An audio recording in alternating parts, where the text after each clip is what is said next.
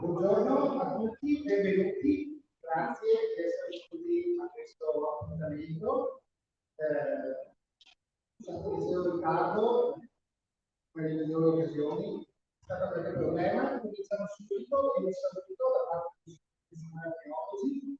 È la prima volta che organizziamo di questo genere con eventuali sedi sulla buona. È un raggiungimento di un obiettivo anche perché la strategia per noi deve essere qualcosa che va in tutte le parti.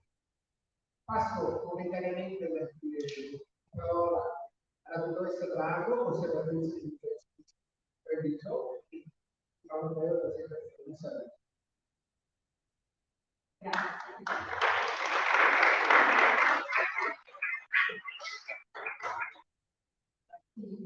Intanto benvenuti qui nella sede di Santa Caterina, dove che avete anche fatto per raccogliere tecnologiche della città. È interessante, volevo sottolineare il fatto che il raccolgono solo un museo archeologico, collezioni di qualsiasi epoca, di qualsiasi tipologia di materiale.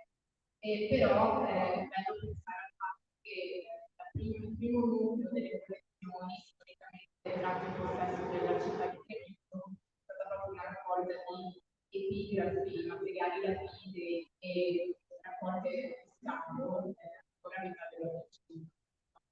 Ora i musei come sede non esistevano, quindi erano collezioni accumulate e non ancora esposte in modo degno, però possiamo dire che proprio l'archeologia torniamo alle origini della nostra vita. E è molto bello quindi poter ospitare in questa sede questo convegno oranti e ringraziamo insomma per la presenza e per aver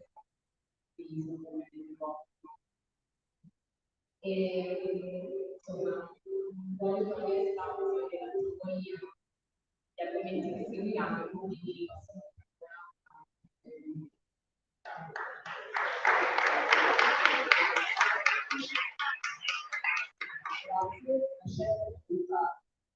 Lo adesso sulla teologia delle aree umide perché il Veneto è sempre stato all'avanguardia in Italia, quindi questa teologia particolare di archeologia data la sua culturale e specialmente abbiamo anche un storico. Gli interventi di oggi sono sia di accademici sia di professionisti che sono mirati a rappresentare l'archeologia della nuova teologia, l'archeologia di quella che sarà ma anche l'archeologia dei professionisti. La maggior parte degli archeologi si trovano che lavorano in cantieri quotidianamente, che lavorano solo per in un'azienda, ma questo è difficile che si debba fare l'archeologia ed è una cosa fondamentale per il quale la nostra associazione si batte e combatte le cose. Adesso leggo i siti dei presidenti della regione Italia, purtroppo non è potuto finire, però ha lasciato la prelettura di come anticipato dal ministro la Birmania deve comunicare che a causa dei comportamenti istituzionali non potrò presentare potenziale veicolo di energia delle aree quindi quindi abbiamo questa difficoltà. Esprimo con la presente lettera la mia vicinanza ideale a questo punto di perché come programma creativo servizi di importante proprio dell'attività non da ultimo lo stato di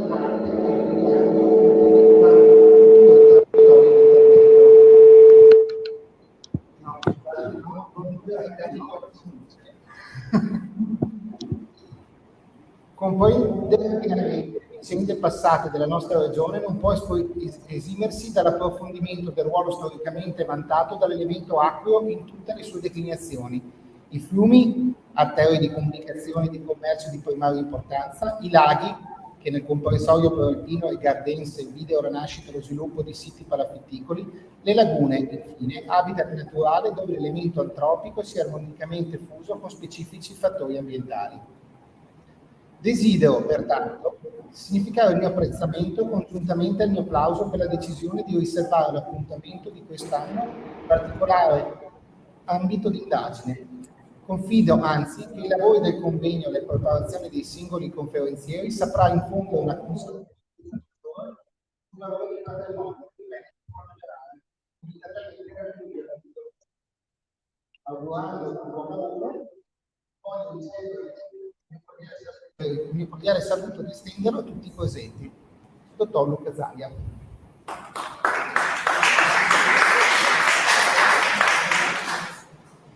Bene, adesso in questo punto dovrebbero esserci i saluti del sindaco che purtroppo è in ritardo per impegni istituzionali, per cui passiamo all'immediato relatore successivo, che è il dottor Alessandro Garrisi, presidente dell'Associazione Nazionale Archeologi, che vi parlerà e introdurrà, oltre a farvi dare il saluto, parlando della nostra associazione. Prego.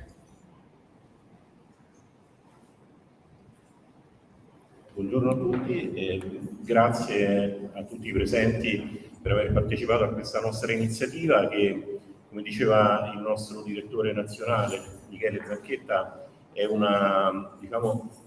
un'iniziativa nuova da parte nostra. Allora, perché nuova? Perché storicamente l'Associazione Nazionale Archeologi, proprio perché raduna archeologi da tutta l'Italia, da tutte le regioni d'Italia, tende a concentrare i propri appuntamenti nazionali, come la riunione del nostro consiglio direttivo che si svolge oggi pomeriggio, in alcune sedi storiche che sono Roma, Napoli, Pestum e Firenze, perché sono le sedi in cui storicamente avvengono gli eventi a cui partecipiamo. Devo dire che quando io sono diventato presidente ho tenuto molto a proporre che invece almeno una volta l'anno l'associazione si recasse su territori che normalmente non frequentiamo. Non è stato facile perché poi è una bella idea, però al momento in cui bisogna muoversi magari da angoli lontani del territorio poi diventa complicato. Però invece sono contento che ci siamo riusciti, abbiamo insistito anche grazie proprio alla convinzione con cui Michele, Marta, anche Claudia ci hanno spinto a questa decisione e quindi per noi come associazione nazionale è un onore essere qui a Treviso a fare il nostro consiglio direttivo. L'anno prossimo lo faremo da qualche altra parte, però così inauguriamo anche noi una nuova tradizione e ci fa piacere inaugurarla qui, dove peraltro negli ultimi mesi siamo stati diverse volte, per esempio per l'Assemblea nazionale, l'Assemblea regionale che si è tenuta qualche mese fa qui vicino a Conegliano. Quindi è la seconda volta che veniamo qui, che vengo io personalmente, mi fa molto piacere e per questo, su proposta della dottoressa Marta Modolo, che è la nostra rappresentante sul Veneto, la proposta è stata quella di unire alla riunione, chiamiamola politica dell'associazione, quindi quella del consiglio direttivo, anche un momento di approfondimento scientifico. La proposta è stata chiaramente quella che vedete sulla locandina, che conoscete tutti, quella dell'archeologia delle aree umide, che come diceva il dottor Zacchetta è anche una peculiarità territoriale, e ci fa piacere farlo tra l'altro in un luogo così rappresentativo come il Museo di Santa Caterina. Ringrazio il museo e tutta la dirigenza per l'accoglienza che ci hanno riservato, e questo è un argomento tra l'altro che da un punto di vista scientifico è importante, da un punto di vista territoriale, ma anche per uno sviluppo poi nazionale dell'argomento. Allora, qui mi permetto solo di aggiungere un'annotazione. La maggior parte di noi che fa parte dell'Associazione Nazionale Archeologi lavorano come archeologi privati, cioè lavoriamo come o liberi professionisti, la gran parte, qualcuno anche all'interno di società, imprese, eccetera. Comunque è un modo privato di svolgere la professione dell'archeologo. E questo modo privato accomuna l'80% degli archeologi, perché in realtà chi non fa l'archeologo pensa sempre all'archeologo come chi lavora in sovrintendenza o nell'università, quindi nell'accademia, ma la gran parte di noi invece svolge la professione privata. Nessuno di noi però deve mai dimenticarsi che siamo ricercatori. Per noi facciamo ricerca, il prodotto del nostro lavoro è cultura, è conoscenza e passa attraverso anche momenti come questo, momenti di studio. Allora, l'archeologo è sempre uno studioso.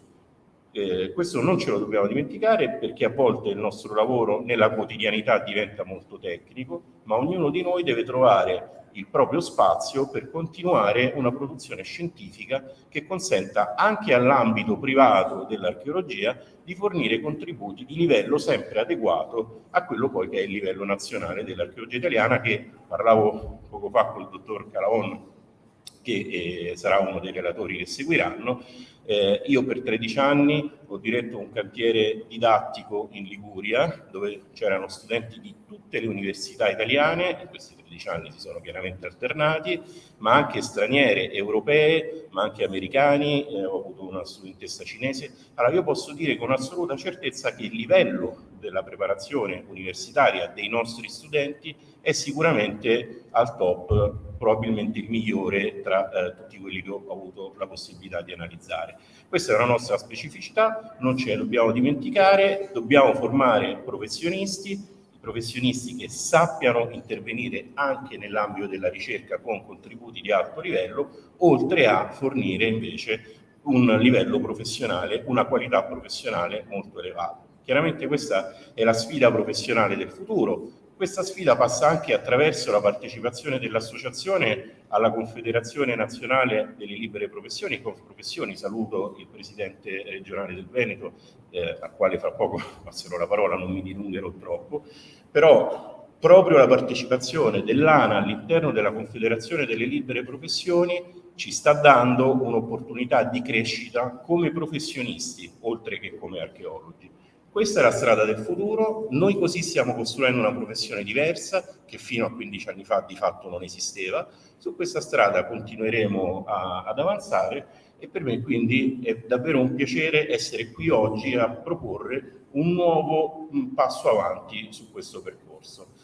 Non mi dilungo oltre, anche perché diciamo, la parte importante della mattinata sta per arrivare con i relatori tecnici, ma soprattutto lascio la parola al Presidente regionale di Confprofessioni, il dottor Roberto Sartore. Grazie.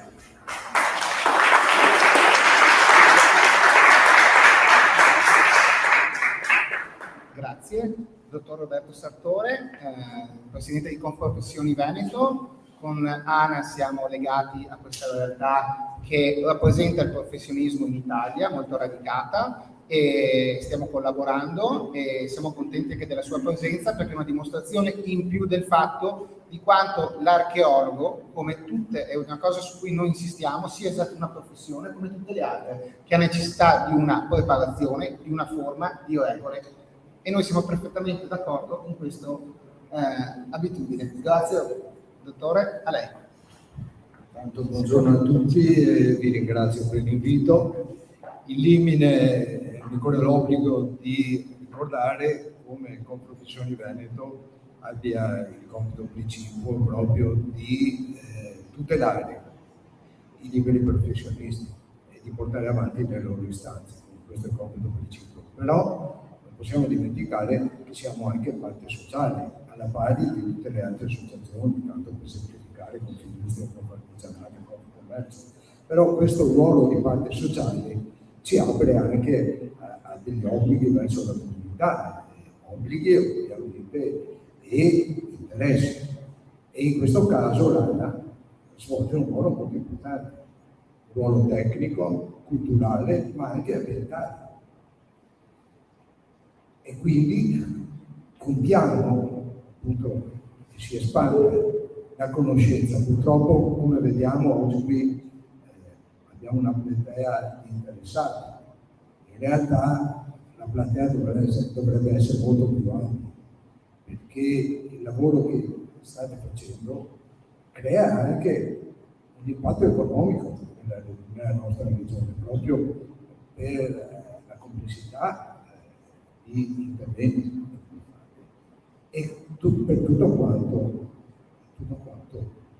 poi porta alla regione stessa a livello territoriale, ma ovviamente poi lo abbiamo chiaramente anche a livello nazionale.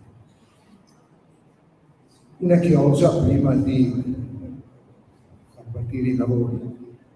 In questo periodo ho fatto una breve esegesi dei vari interventi che ci saranno e sono tornato indietro agli anni 80-90, dove ho avuto il mio primo brevetto di istruttore subacqueo. Il mio primo brevetto di istruttore subacqueo è stato proprio quello di operatore tecnico per l'archeologia subacquea.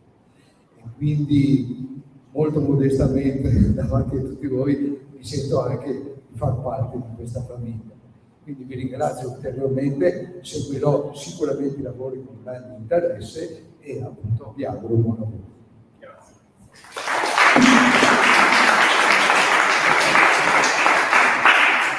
Grazie, dottor Sartore. Allora, cominciamo il convegno. Chiedo di poter venire il primo relatore, il professor Calon, Università di Venezia, che ci parlerà, scusate il titolo che è un po' più complesso, Wetland Archaeology in Veneto, rileggere i contesti dall'età protostorica alla nascita di Venezia.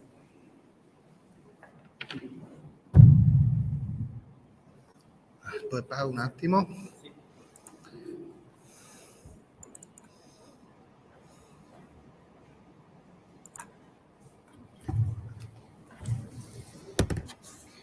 Buongiorno a tutti, dovreste sentirmi. Innanzitutto grazie all'ANA di avermi invitato oggi, in particolare a Marta Modolo che mi ha fatto un invito personale. Sono molto felice di essere qui a parlare di acqua e di archeologia, e considerando la modalità in cui avviene il nostro incontro oggi, considerando anche la mia recente esperienza con la Wetland Archaeology, ho pensato di portare a voi una serie di pensieri, forse anche un po' sparsi e disordinati in alcuni punti, da un punto di vista teorico e teoretico sulla Wetland Archaeology. Wetland Archaeology, che sapete in Italia ha una posizione marginale tra le archeologie e viene percepita solo come un'archeologia umida, un'archeologia che ha a che fare con le aree umide, aree costiere, con i fiumi, con i laghi, solo da un punto di vista tecnologico, quindi ha la sua natura di indipendenza solo per il fatto che bisogna intervenire metodologicamente, tecnologicamente, in un modo diverso da una dry archaeology, quindi le pompe, i well point, ha a che fare con dei materiali che si conservano in maniera specifica e così. Mentre nel nord Europa e negli Stati Uniti,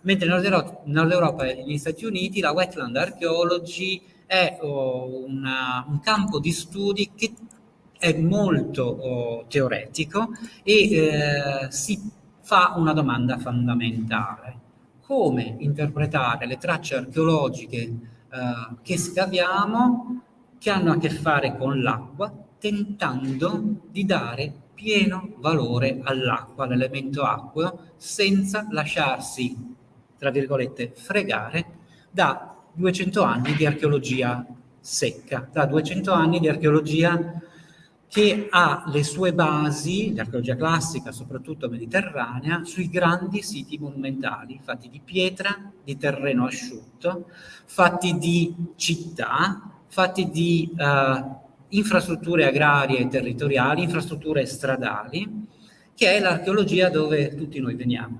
Quindi la grande stagione dell'archeologia romana, la grande stagione delle topografie antiche, intese come andare a caccia di città, di vie, di teatri, di monumenti, quando invece quello che è umido sta un po' ai margini di tutto questo. Dal 2019 nel nostro Ateneo a Ca' Foscari è nato un corso all'interno della classe di studi di antropologia che si chiama Environmental Humanities, è una laurea magistrale in inglese. Ho la fortuna di insegnare all'interno di questo corso uno strano insegnamento che ha come titolo Environmental Archaeology of Wetland and Coastal Areas, e lo devo insegnare a dei non archeologi, il che mi costringe, come dire, a non essere troppo tecnico, ma soprattutto a chiederci che senso ha fare archeologia delle aree umide, delle aree costiere, cosa ci serve sia per l'interpretazione del passato sia per l'interpretazione del presente. E quindi vi propongo nella prima parte del mio breve intervento una serie di queste riflessioni che stiamo facendo con gli studenti di questa laurea magistrale e anche con i colleghi, soprattutto, come dicevo, proprio con la parte i colleghi antropologi, per poi andare a vedere un caso di studio, uno dei casi che mi riguarda, che riguarda il gruppo di ricerca che lavora con me all'Università di Ca' Foscari di Venezia, quindi un caso della laguna Nord. Volevo innanzitutto fare un piccolo gioco con voi. Immaginatevi di essere degli archeologi che lavoreranno nel futuro, che ne so, fra 2000 anni, e dovrete lavorare, che ne so, a Conselice, a Lugo, a Bagnocavallo, in quei posti lì. Chissà se riuscirete nei vostri scavi, nei vostri carotaggi, a beccare il momento storico fondamentale, e così è stato definito dai giornali, da chi ci vive, anche dai provvedimenti legislativi ed economici presi dell'alluvione in Romagna di qualche settimana fa. Da un punto di vista materiale, le immagini che abbiamo visto nei TG o chi... Sì? Scusa, no, vai tu avanti. Sì. C'è un piccolo problema. Da un punto di vista appunto di cultura materiale, le immagini che abbiamo visto sembrerebbero inequivocabili nel dire che sicuramente gli archeologi del futuro se ne accorgeranno. Grandi aree invase dall'acqua, i primi piani di enormi aree insediate completamente devastati, infrastrutture in disuso e così via. Di fatto però tutti quei materiali che si vedevano ammassati lungo le strade sono già stati portati nelle discariche, verranno eliminati in diversi modi, quindi sarà raro che un archeologo del futuro trovi questa montagna di rifiuti. Forse in qualche carotaggio dei livelli di fango nelle aree agricole si potranno trovare, magari dove non si ara, ma le arature sicuramente nel giro di qualche anno, riportando in secco quei terreni, cancelleranno da un punto di vista archeologico il record, il proxy dell'alluvione. Ci sarà un cambiamento ambientale da un punto di vista delle piante e del record, quindi paleoambientale, i pollini, lo vedremo? Non lo so, ho il dubbio che rimanga all'interno di un macro cambiamento che sta avvenendo con il riscaldamento del pianeta, il riscaldamento di quelle aree più piovose e così. Vedremo insediamenti abbandonati? Pare proprio di no. Anche Conselice, che è il centro che ha avuto più problemi, sta ritornando verso la normalità. La proprietà privata vince sull'ambiente, cioè la necessità di riabilitare delle aree insediate, costruite o produttive, perché fanno parte di patrimoni personali, fa sì che ci sarà un grosso investimento per riportare, anche pubblico in parte, per riportare queste aree a normalità. Pensate al contrario quante volte noi in archeologia troviamo un'alluvione e il primo pensiero che facciamo, diciamo, abbandono, disastro. La famosa alluvione che è citata proprio per le nostre aree del Veneto, in parte anche per l'Emilia Romagna e la Lombardia meridionale, quella di Paolo Diacono del VI secolo, sembra che abbia distrutto tutto. In realtà il rapporto con l'acqua anche che cambia, proprio l'archeologia e l'archeologia dell'area umida ci insegna che è un rapporto complesso e che è un rapporto di mutua relazione dove, soprattutto nelle epoche più antiche, ma arrivando veramente fino in epoca subattuale, c'è un graduale adattamento delle comunità insediate presso l'acqua. Si sta infatti sull'acqua non per caso, ma per volontà. Noi abbiamo un'idea, appunto, come dicevo prima, secca dell'archeologia, cioè secca dry, quindi lo traduco proprio dall'inglese, proprio perché l'archeologia tradizionalmente si concentra sulla parte monumentale, sulla parte costruita in mattoni e in pietra, sulle strade, sulle infrastrutture, e riusciamo poco a descrivere i paesaggi preclassici e classici fatti di legno e terra, un po' perché si sono conservati effettivamente meno, ma un po' perché abbiamo, da un punto di vista proprio ontologico, filologico, un rapporto con l'acqua derivato dallo studio classico della che io amo definire con i miei studenti il paradigma del Tigre dell'Eufrate. Ve lo ricordate tutti nel vostro libro del delle elementari, sussidiari si chiamavano, quelli almeno delle mie epoche, poi più giovani non so, si chiamano in un altro modo un po' più fancy. C'è una pagina dove c'è il Tigri, l'Eufrate con la mezza luna fertile e tutto lì inizia. La storia apre le sue porte grazie a questi due fiumi che irrigano questo terreno che porta tanta agricoltura e tanta ricchezza, c'è il tempo per scrivere e si inizia la stagione dell'Occidente, del Mediterraneo, passando per i Fenici, i Greci e poi infine i Romani. Ecco, quell'idea che la storia con la S maiuscola sia legata all'acqua, ma all'acqua che diventa agricoltura, alla fertilità, è quell'idea che passa in tutti i nostri libri di storia, che passa in tutti i nostri corsi, dove l'insediamento, quello permanente, che sostituisce il nomadesimo, che sostituisce le società, quelle che chiamiamo quelle dei raccoglitori e cacciatori, fa diventare qualcosa di importante la nostra cultura. E tutte le attività che hanno a che fare con l'acqua, soprattutto con l'acqua interna dei fiumi e dei laghi, che in realtà scavi archeologici, ma anche analisi antropologiche e storiche, dimostrano avere una straordinaria continuità fino all'altro giorno per la raccolta di elementi vegetali, frutta, la caccia, la pesca, il rapporto con quest'acqua come elemento anche religioso e simbiotico, ma no, e continua ad esserci intorno a tutte le nostre città, anche del Veneto, esistevano aree paludose enormi, bonificate pian piano a partire dal Cinquecento, ma che offrivano, da un punto di vista di sicurezza alimentare e di variazione dell'alimentazione a vaste aree della popolazione, un'incredibile risorsa che la città dry, quella secca, non forniva. Ecco che interrogarci quindi non tanto sul valore dell'acqua come elemento strutturale per l'irrigazione o per la comunicazione, quando questa diventa comunicazione viaria attraverso dei canali magari anche artificialmente scavati, ma come un elemento altro da sé umano ma simile all'uomo, può essere un gioco fruttuoso dal punto di vista interpretativo.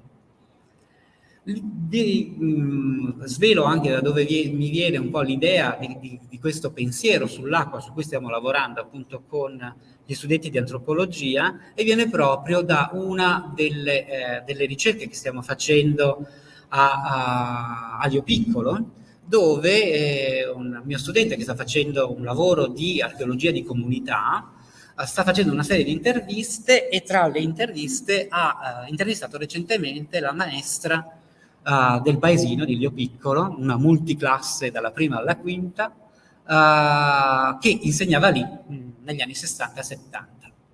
E la maestra, tra le cose più belle che ha raccontato, è che ha avuto grossa difficoltà ai suoi primi anni di studio, quindi non era molto giovane, a spiegare a questi ragazzini che l'acqua era un composto chimico di idrogeno e ossigeno. Non ci riusciva, perché loro dicevano no, è qualcosa di vivo. Cioè la consideravano, l'acqua, la laguna, un elemento con la sua agency, un elemento vivo, un elemento che cala, cresce, si muove, si sposta, ti uccide, ti dà da mangiare, come fosse un animale, come fosse il meteo, come fosse un'entità quasi sovrannaturale. Un'acqua che quei ragazzini conoscevano perché facevano il bagno dentro, come si faceva a Venezia. Un'acqua viva, un'acqua che noi, moderni, non tocchiamo più. Io insegno a Venezia da un po' di anni, ho fatto il dottorato, e, ci ho studiato, facciamo pure i conti, sono 28 anni. Sono entrato nell'acqua dei canali solo quando ha vinto l'Italia ai mondiali qualche anno fa, nel 2006, perché mi sono tuffato, forse un po' troppo bevuto, ma è stata la prima e l'unica volta. Io non l'ho mai toccata, in realtà sì, nello scavo si tocca un po', qualche pompa si rompe. Però il rapporto normale di un archeologo o di un cittadino qualsiasi con quell'acqua non c'è più. Noi viviamo nel mondo dry, quello secco. E questo è fondamentale quando andiamo a interpretare gli oggetti che vediamo, perché quando vediamo una riva, ad esempio, pensiamo sempre che sia una riva per alzarsi dall'acqua, allontanarsi dall'acqua. Una diga è per fermare l'acqua, non la leggiamo mai al rovescio. Una riva è un modo per avvicinarsi all'acqua più profonda, per permettere di entrare meglio nell'acqua con un gradino invece che con una discesa. Una diga serve per fermare l'acqua e poterla usare meglio quando mi serve. Quindi provare a vederla in maniera positiva. Andare appunto contro l'acqua. Spesso tutta la nostra letteratura, soprattutto dell'acqua interna, ci parla di tecnologia, di civiltà agraria, di paesaggi industrializzati, di bonifica, di tirar via l'acqua. Ancora faccio un'altra citazione un po' personale che mi diverte molto. Mia nonna mi raccontava che ha visto la prima volta il mare a 21 anni, in viaggio di nozze, è andata a Genova a visitare dei parenti e il primo pensiero è stato quanta terra che si può da riarare. Cioè il primo voeuganeo, la provenienza, quindi in piena campagna veneta. L'ontologia che l'acqua è terra agraria persa, tanto più se è una palude in mezzo ai campi.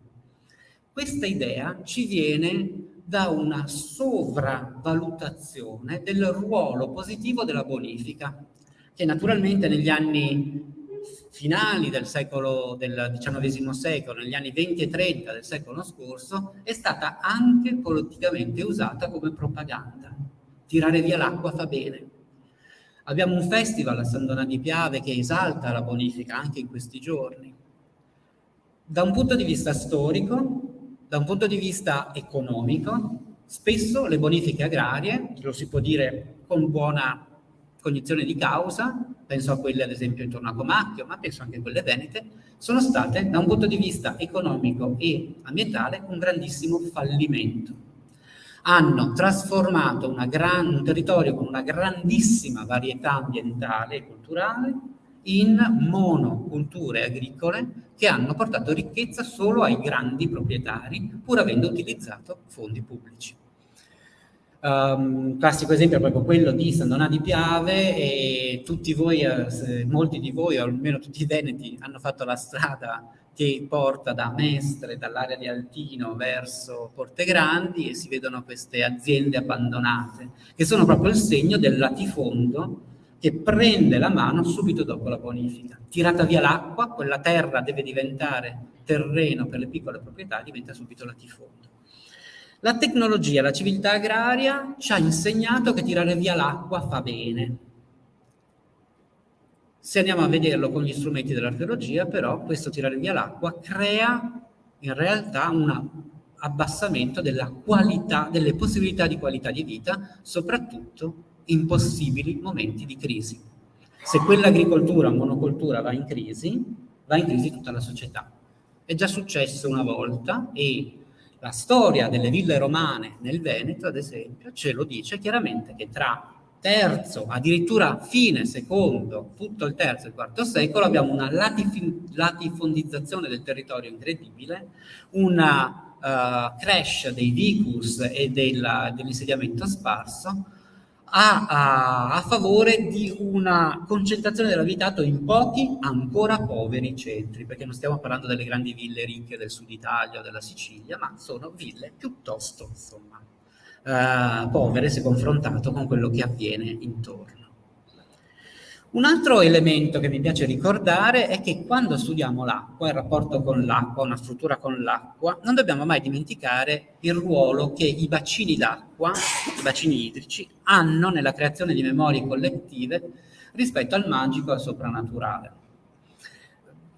Qui avete delle immagini di Montegrotto, Fonsaponi, o un matrimonio che ha definito tutta la storia della grande città sull'acqua della nostra regione, quindi il matrimonio della Sensa, del Doge con il mare. Questi bacini idrici portano una memoria che va al di là della memoria reale. Spesso ci sono storie nei laghi di oggetti sepolti, tesori nel fondo del lago, idee che il lago nasconda dei segreti che vanno al di là della storia che si conosce, che sono più identitari dei monumenti esterni. Pozze, paludi che abitavano gli elementi intorno alle città erano i luoghi dell'altro da sé rispetto alla religione costituita. E quindi anche questi elementi vanno tenuti conto quando si fa storia e archeologia. Noi siamo stati abituati a non considerarli. Non è un caso che solo l'archeologia, ad esempio danese, svedese o nord europea, sia riuscita invece a studiare questo elemento, quindi con i bog bodies, ad esempio, con le civiltà vichinghe, i rapporti con le fonti di acqua dolce, con i rapporti anche della marineria. Il nostro mondo archeologico guarda a questi oggetti solo quando sono monumentali. Se è un tronco monosside, allora ha diritto di andare in un museo, come ad esempio il museo del Battiglione con i monossidi altomedievali. Ma se sono elementi, come dire, più sporadici o elementi, come dire, legati a qualcosa che non riusciamo a riconoscere, tendiamo a non pubblicarli, tendiamo a non parlarne e tendiamo a passarli, come dire, in secondo piano. La palude, infatti, è vita, l'abbiamo già detto, prevede una possibilità di alimentazione, di sicurezza alimentare incredibile durante tutto l'anno, con un'economia, tra virgolette, gratis. Cioè la palude e gli spazi acquei intorno agli insediamenti, a partire dall'età del bronzo fino a ieri, garantiscono la sicurezza alimentare per chi non ha accesso al normale mercato agricolo.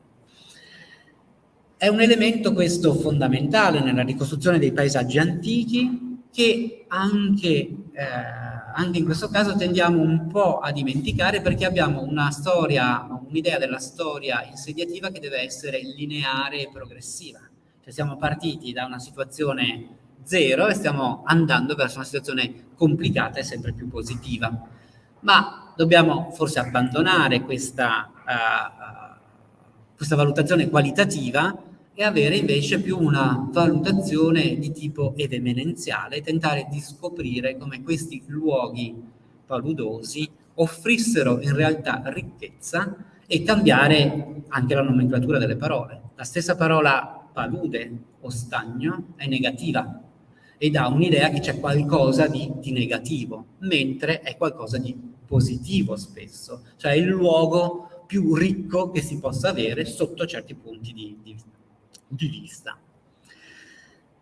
Cura delle acque e cura delle terre sono processi che da un punto di vista comunitario sono molto diversi. Un altro grande punto di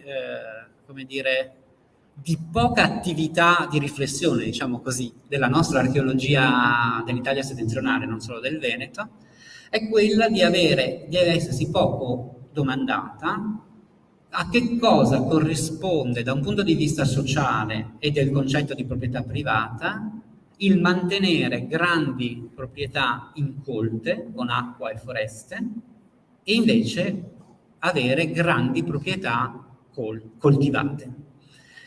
Se appunto c'è un approccio di tipo comunitario o se c'è un approccio di tipo proprietà privata. Pensate al ruolo delle terramare, ma un ruolo che potrebbe avere avuto ad esempio l'area agricola di centri come Este o come Padova. Tutto fa pensare che l'uso delle terre e l'uso delle risorse agricole fosse comunitario e fosse deciso in parte da regole comunitarie. Il passaggio a un'agricoltura intensiva o monoculture intensive invece prevede una tecnologizzazione e specializzazione alta, tra l'altro con l'uso del lavoro servile, passando per il mondo romano, che dà una connotazione completamente diversa.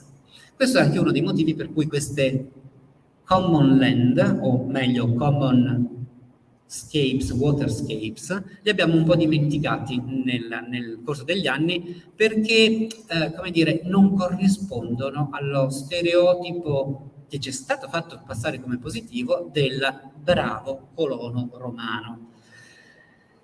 Misurare il tempo intorno agli spazi acqui e umidi. Anche qui possiamo fare delle complete rivoluzioni. Noi quando facciamo gli archeologi tentiamo sempre di rispondere alla domanda quando, tentando di dare una data a quello che troviamo. Quando abbiamo a che fare con gli spazi umidi, invece, più spesso è interessante chiedersi per quanto tempo, cioè quindi una cronologia relativa.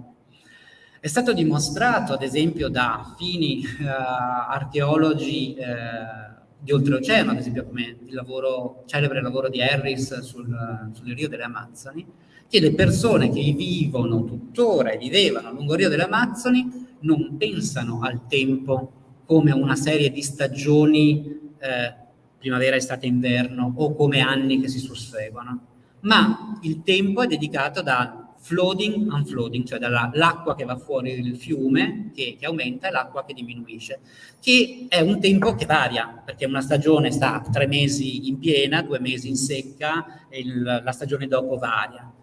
E tutta la vita, matrimoni, costruzioni, elementi commerciali, relazioni politiche, guerre, è data dal ritmo del fiume, che cambia. Quindi io sono abituato a riconoscere il ritmo del fiume e agisco in contemporanea.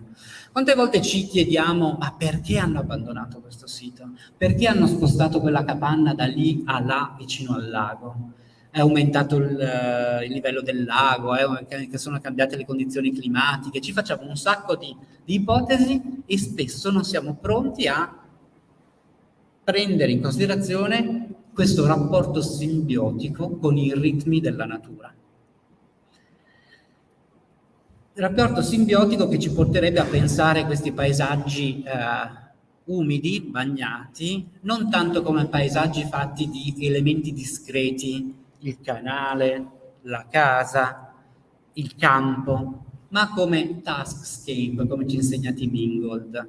Che cos'è un taskscape? È un elemento di paesaggio che indica un lavoro, un'azione, che può essere quella del vivere, del dwelling, ma può essere anche quella di un adattamento, di una relazione con l'ambiente di una società nel mondo antico. Ci racconta quindi che quell'oggetto che noi troviamo, per un certo periodo di tempo, descrive un'azione più complessa e quella dovremmo riuscire a descrivere, anche se l'oggetto, come dire, è molto residuale, mi è rimasto solo un asse di una diga per pescare i gamberi di fiume lungo un ruscello sui colli Euganei, o un casone per un certo tipo di pesca delle ostriche nella laguna sud, o chissà quale altra cosa. Ma anche la centuriazione è un taskscape. La centuriazione noi la vediamo sempre per la terra, per l'agricoltura, ma 3/4 di quelle linee sono l'acqua che stava intorno. Il lavoro per vivere di agricoltura grazie alla diversione di quell'acqua. Quindi proviamo anche in questo caso a mettere l'acqua come primo elemento. Sempre seguendo l'indicazione di Tim Ingold, che sapete, avere ispirato molto della teoria post-processuale degli ultimi anni, è anche quello che come archeologi, se riusciamo a capire il valore del legame con le creature viventi non umane, piante, animali quindi, e capire come il cambiamento di loro influisca gli uomini, forse riusciamo a capire certe cose che non ci tornano quando facciamo i carotaggi, quando vediamo i pollini, quando tentiamo di capire perché gli insediamenti cambiano. Proprio perché i cambiamenti ambientali, cioè i cambiamenti ambientali non sono solo indotti dall'uomo sulla natura, ora sono solo quelli, perché noi siamo tanti e siamo impattanti. Però nel passato sembra proprio che possiamo rileggere alcune azioni di cambio insediativo, perché o il fiume ha cambiato strada o quella pianta non c'è più e quindi mi sposto perché io sono abituato a mangiare quella pianta, a fare corde con quella pianta, a fare navi con quella pianta in cerca di quella pianta o di quell'animale. Anche qui un modo diverso di pensare il nostro rapporto con l'ambiente. L'archeologia delle aree umide poi, e qui chiudo questa parte teorica, ha una grande opportunità, quello del rapporto con il pubblico. La parte del pubblico che visita i parchi umidi è molto attratta da quello che avveniva in questi tipi di insediamenti, forse un po' di più di quelli ambientali, proprio per la sensibilità che abbiamo negli ultimi anni e proprio anche per la capacità di questi luoghi di essere evocativi rispetto a temi fondamentali dell'oggi, quali il climate change. Il record archeologico ha provato a capire come è cambiato il clima nel passato e ci sta ancora provando. Abbiamo un problema con questo concetto di human threshold, cioè noi umani siamo strani, mentre, che ne so, per i gamberi di fiume che vedevamo nella diapositiva precedente, noi sappiamo che se c'è un tasso di inquinamento appena alto, più di un tot, loro muoiono, e noi ci abituiamo. Noi viviamo anche in aree inquinate, noi viviamo in aree aride, viviamo in Antartide, ci adattiamo, cambiamo. E quindi il climate change, se noi dovessimo usare l'archeologia per capire quali sono state le strategie in passato per superare il climate change, sarebbe meglio che gli archeologi chiudessero bottega, perché dovremmo dire al mondo: guardate, non c'è problema, ci adattiamo. Non c'è problema se la temperatura aumenta, noi qualcosa facciamo. Però c'è qualcosa che proprio grazie alle aree umide possiamo raccontare ed è fondamentale, soprattutto in questi anni, che il replacement, cioè il trovare un nuovo insediamento, è possibile solo se c'è spazio. Ora noi abbiamo uno spazio finito, le coste sono completamente costruite, siamo in tanti, non possiamo più permetterci di spostarci. Non possiamo permetterci di spostarci e quindi, proprio come ci insegna l'archeologia, dove l'adattamento 99 su 100 era dato dallo spostamento, quella strategia umana di adattamento, mi sposto perché è cambiato il fiume, mi sposto perché la mia risorsa è da un altro punto, non posso più farla, andremo sott'acqua. Se mi date 2 minuti, non potevano farlo, insomma, almeno parlare di 2 cose della laguna. Vi faccio vedere come, ad esempio, sotto quest'ottica è stato riletto un elemento archeologico abbastanza noto intorno ad Altino e alla laguna.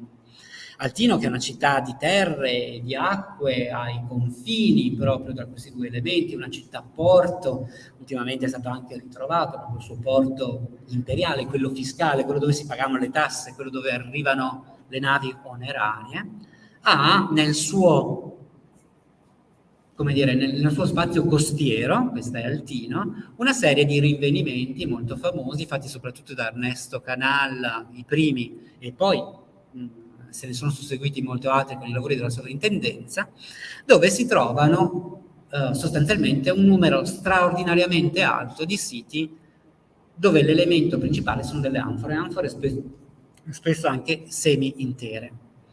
Tutte queste anfore all'inizio hanno fatto pensare a una laguna estremamente insediata in epoca pieno imperiale, perché gran parte di queste anfore si datano al I secolo o al massimo agli inizi del secondo. Se non si tiene conto del paesaggio, il rischio, o dell'infrastruttura stessa, il rischio di associare tutte queste anfore a altrettanti siti che noi troviamo in laguna, questi quadratini verdi sono luoghi da dove vengono materiali che non sono solo anfore, ma hanno mattoni, hanno elementi strutturali, hanno elementi che fanno pensare a degli edifici.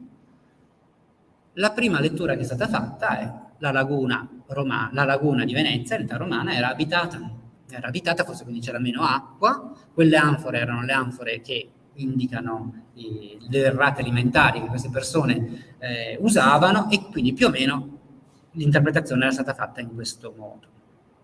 In realtà, se noi andiamo a vedere ogni singolo elemento e a capire in maniera un po' più antropologica come sono fatti, gran parte di queste anfore vengono da quelli che sono stati definiti in passato argini strade, cioè strutture in legno fatte da doppie file di pali piantate nel fango, riempite di anfore. Ci sono anche variazioni, solo una fila di pali lungo il fango o file materiali accumulati, come dire, in un argine senza contenimento, ma in gran parte sono fatti così, con doppia fila di pali e anfore dentro. Argini, si è pensato subito a argini strade, quindi servono per camminarci o magari per l'alaggio. In realtà, andando a rivedere tutti questi siti, sembrano degli argini del tutto simili agli argini che si fanno in epoca subcontemporanea per le valli veneziane, cioè argini che servono a dividere l'acqua dall'acqua, semplicemente. Perché l'acqua, perché sia produttiva, deve essere controllata. Perché devo dividere l'acqua dall'acqua? Per averla più salata, meno salata nella pesca, più salata, meno salata nelle saline, più calda, più fredda, sempre per la pesca. Quindi sono proprio probabilmente i margini laterali di queste valli è un termine assolutamente veneto per definire degli spazi d'acqua regimentati, che ci permettono di costruire, tra l'altro abbiamo degli ottimi confronti non solo con l'Istria, la Dalmazia, ma anche con la stessa Roma. Le grandi saline romane hanno argini fatti con anfore, che ci permettono di costruire un paesaggio completamente diverso, un paesaggio di quello che si era immaginato, un paesaggio che è sì insediato, ma è insediato nell'acqua, dove questi insediamenti, in realtà, questa è una prima ricostruzione che avevamo fatto della villa di Lio Piccolo, quella che stiamo scavando in questi anni vicino a Lio Piccolo, che sono delle infrastrutture produttive, cioè esattamente come le ville nella campagna, queste sono delle ville che producono qualcosa. Immaginiamo che questo produrre qualcosa, ad esempio, nella pars rustica della villa di Lio Piccolo, sia proprio legata al sale e all'immagazzinamento del sale. E tutta una serie di elementi da un punto di vista proprio antropologico, di racconto, i nomi dei luoghi, cosa si faceva lì fino all'Ottocento, le modalità di arrivo, ci suggeriscono questo. Eppure l'archeologia, quando aveva visto queste cose anni fa, non si era riusciti a fare questo elemento perché un po' ci eravamo dimenticati del subcontemporaneo, che pur essendo di 2000 anni più giovane, lo ricalca in maniera straordinariamente utile per l'interpretazione. E allora forse questa è l'interpretazione più facile, o perlomeno più plausibile, dove ci sono alcuni centri produttivi, centri direzionali, quindi chiamiamoli pure delle ville marittime, a capo della produzione del sale e del pesce, che agglutinano questi materiali che dicevamo di tipo residenziale, mattoni, ma quindi anche tegole, ma quindi anche tessere di mosaico, attraverso cui passano le vie per andare al porto di Altino, e quindi diventa una classica, come dire, contado extraurbano di una città romana, dove invece di passare per le strade si passa per i canali. Nello stesso modo andiamo a reinterpretare anche delle strutture, ad esempio a Torcello, questo ne avrete sentito parlare, queste immagini, i nostri scavi ancora del 2012 e del 2013, che hanno ripreso delle strutture già scavate una quindicina di anni prima, non sono case, come si era pensato, ma sono magazzini proprio per l'immagazzinamento di una serie di derrate alimentari che vengono fatte, in questo caso a Torcello e non più ad Altino, per un cambio ambientale, perché il porto di Altino si è interrato e non è più utilizzabile.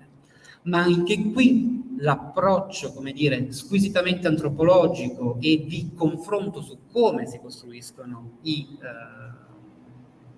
gli edifici in laguna ci permette di destrutturalizzare alcune interpretazioni che cercavano la monumentalità e andare verso delle soluzioni quindi più semplici. Ed ecco che questi materiali, quando vediamo i mattoni ad esempio in queste strutture, che sono mattoni tutti di riuso, che vengono tutti dallo smontamento della demolizione, dal riuso come dire industriale quasi delle strutture di Altino, ma non solo i mattoni, le pietre, qualsiasi elemento, ci parla poi di proprietà, di legame. Chi costruisce qui ha la proprietà del centro di Altino, perché può permettersi di smontarlo, ma non in 2 giorni perché sono arrivati i barbari brutti e cattivi, in alcune generazioni perché deve trovare il posto migliore dove costruire il porto.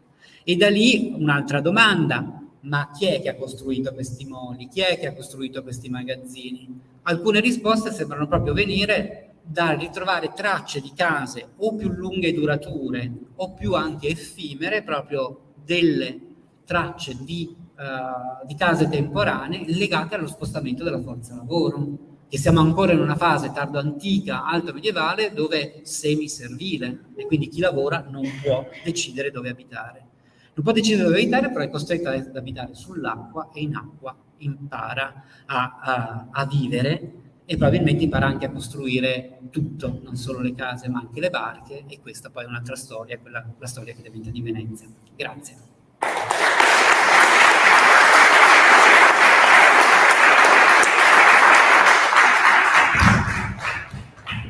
Grazie al professor Calaon, è stato interessante cominciare da questo per una serie di motivazioni. Innanzitutto per l'inquadramento ambientale, ci ha dato una perfetta rappresentazione di quello che era il mondo antico del nostro territorio, un mondo diverso dall'attuale. Vi ricordo per esempio che fino all'inizio dell'Ottocento, questo dato dalle mappe austro-ungariche del barone von Zach, la linea immaginaria tra Torre del Mostro e San Donà era tutta caratterizzata fino alle dune della costa da territorio paludoso. Di conseguenza è un ambiente completamente diverso da quello che abbiamo adesso, del nuovo latifondo, come giustamente ha detto il professore, legato a questa, diciamo, presenza di agricoltura industriale, che alla fin fine non vivono spesso anche di diciamo, aiuti. In realtà magari si potrebbe pensare a qualcosa di diverso, forse ristabilire quel bosco, scusate, primordiale, questa foresta planiziale, queste foreste alto-medievali che da noi sul nostro territorio di pianura sono completamente scomparse. È una cosa che bisognerebbe ripensare. Se noi pensiamo alla costa friulana, la zona della costa friulana si è conservata molto meglio l'area boschiva, cosa che da noi è completamente scomparsa. Un'altra cosa che mi permette di dire, legato a questo genere di studi che vengono effettuati anche dall'università, come nel caso del professor Calon, e si ricollega a quanto detto prima dal dottor Sartore. Ricordiamoci, sì, l'archeologia è parte di un sistema economico. Ricordiamoci da recenti studi, ogni singolo euro investito in archeologia ne ritorna 7 al territorio di beneficio. Perché? Perché praticamente permette la nascita di sistemi economici legati alla fruizione. Questa industria che è legata al turismo, ma non soltanto al turismo, anche alla specializzazione. Di conseguenza io penso che esistano ben pochi ambiti economici entro i quali su un investimento di €1 ne ritorna 7. Ed è un genere di investimento che porta anche a un lavoro diversificato, non per forza un ricorso all'industrializzazione, al consumo di suolo, tutti ambiti cui noi in Veneto siamo anche molto sensibili. Detto ciò, chiedo al dottor De Piero, archeologo professionista con esperienza ormai trentennale, di venirci a parlare. Il suo intervento sarà al porto di Nervesa. Un attimo che adesso facciamo tutto il passaggio. Devo rimettere la condivisione schermo. Allora.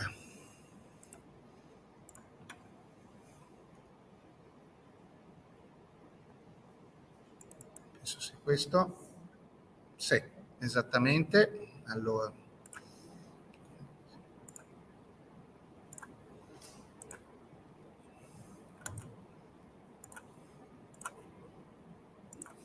E cerchiamo di allargare vista.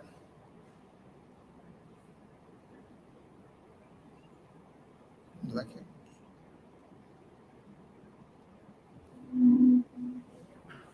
Qualcuno, scusate, io non mi ricordo. Eccolo qua.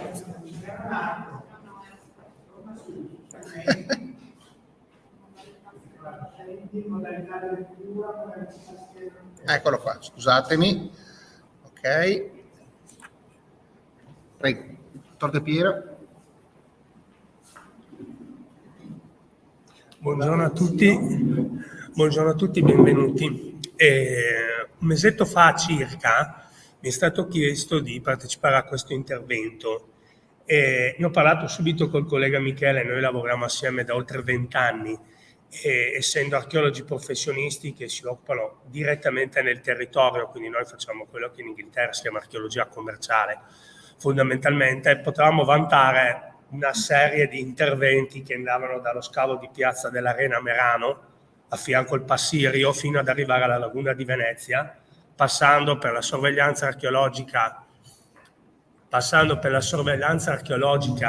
lungo il Piave, il Brenta, gli affluenti del Brenta che abbiamo fatto tutti questi anni. In effetti, a partire dal 2006 in Veneto, l'allora coordinatore di Nausicaa, archeologia umida subacquea, Luigi Fozzati, cominciò ad indicare ai geni civile della regione Veneto la necessità che i lavori lungo i fiumi, in particolare il Piave in questo caso, fossero seguiti da archeologi. Ed è così che interveniamo io e Michele, partendo con i primi lavori del genio civile lungo gli aste del fiumi, fino ad arrivare poi a lavori più complessi come quello che andremo a vedere adesso. Il motivo per cui abbiamo scelto di parlare di questo lavoro piuttosto che di altri è fondamentalmente per due cose. La prima è perché, come vedete da questa immagine, è uno dei pochi esempi in cui pubblico e privato hanno collaborato attivamente per un'opera culturale, che è un evento piuttosto raro. Perché? Perché, come vedete, sono stati coinvolti ovviamente la sovrintendenza archeologica, all'epoca sovrintendenza archeologica del Veneto, stiamo parlando di un intervento degli anni 2011-2012, quindi un po' datato. Ha collaborato ovviamente il Genio Civile di Treviso, poi il Comune di Nervesa della Battaglia e soprattutto il Consorzio Regimazione Idraulica Fiumi, che è un consorzio che raggruppa tutte le aziende che scavano lungo il Piave, quelli che vulgarmente vengono chiamati cavatori di ghiaia. Il contributo del TRIF è stato fondamentale perché di fatto ha finanziato lo scavo in toto, insieme a una piccola parte del Comune di Nervesa. L'ha finanziato mettendo mezzi, mettendo personale e mettendo gran parte di tutti i rapporti che questi enti mantengono col territorio, che sono fondamentali quando si scavano nei contesti fluviali. Bisogna avere sempre buoni rapporti col territorio. In questo caso abbiamo anche avuto l'aiuto di volontari che per oltre 3 mesi di indagini che abbiamo fatto continuative tutti i giorni si sono impegnati ad assisterci mattina e pomeriggio, anche qualche weekend, proprio nello scavo vero e proprio. E il secondo motivo per cui abbiamo deciso di parlarvi di questo è perché di fatto è un porto dimenticato, nel senso è rimasto in uso per centinaia di anni, ma nel breve volgere della guerra, della prima grande guerra, dopo parleremo del fatto che questo era il fronte della grande guerra, quando da Caporetto si ritirano le truppe italiane, questo è il fronte che Diaz decide per salvare l'Italia dall'invasione degli austriaci. Quindi qui, esattamente davanti a questa bitta che vedete, si è combattuta una delle più sanguinose battaglie della prima guerra mondiale. Poi si è perso completamente il ricordo di questo ponte, di questa struttura, e questo è un altro dato interessante. Un altro elemento che caratterizza il nostro girovagare ventennale lungo il Piave è il parlare con le persone, perché il ricordo sul Piave si conserva moltissimo. Abbiamo parlato con molte persone anziane, quelle curiosissime, che si conserva un ricordo molto vivido sui passi barca, su dove attraversava il Piave, su dove la gente si fermava, e straordinariamente della struttura che noi adesso andremo a vedere, silenzio. Quindi acquista anche in questo caso una valenza, perché come vedremo poi dalle dimensioni non è esattamente una cosa piccolina. Bene, vi dicevo poc'anzi, inquadriamo un attimo il territorio. Ci troviamo a Nervesa della Battaglia, ok? Vedete, siamo a nord della laguna, immediatamente al di sotto della fascia collinare. Ed eccoci qua. Questo collinotto che vedete è il Montello. È un incrocio tra una collina e una montagna dal punto di vista geologico, chiamiamolo brevemente così, ha un'altezza di 370 metri ed è delimitato a est dall'abitato di Nervesa di Battaglia, a ovest da Montebelluna, a nord-ovest da Crocetta del Montello ed è delimitato su 2 lati dal fiume Piave, quindi un territorio che ha delle caratteristiche ben precise. Dopo vedremo che da qui fino al mare il ruolo del Piave, chiamato fiume rapacissimo, okay, è fondamentale. La tutela, la gestione degli argini e delle sponde del Piave sono fondamentali, specie durante la Serenissima. Vi dicevamo, archeologia nel territorio, archeologia impiegata come? In questo caso interveniamo perché il Genio Civile di Treviso deve mettere mani, tra virgolette, a questa struttura che vedete alla vostra sinistra. Questo è il muro canonico. Il muro canonico è una struttura che ha una tutela idraulica, ma non una tutela di natura storico-artistica. Tutela idraulica perché? Perché è il muro che protegge non solo l'abitato di Nervesa, vedete nella fascia, questo in arancio è tutta l'estensione di questo muro, ma in antico proteggeva tutto l'abitato di Treviso.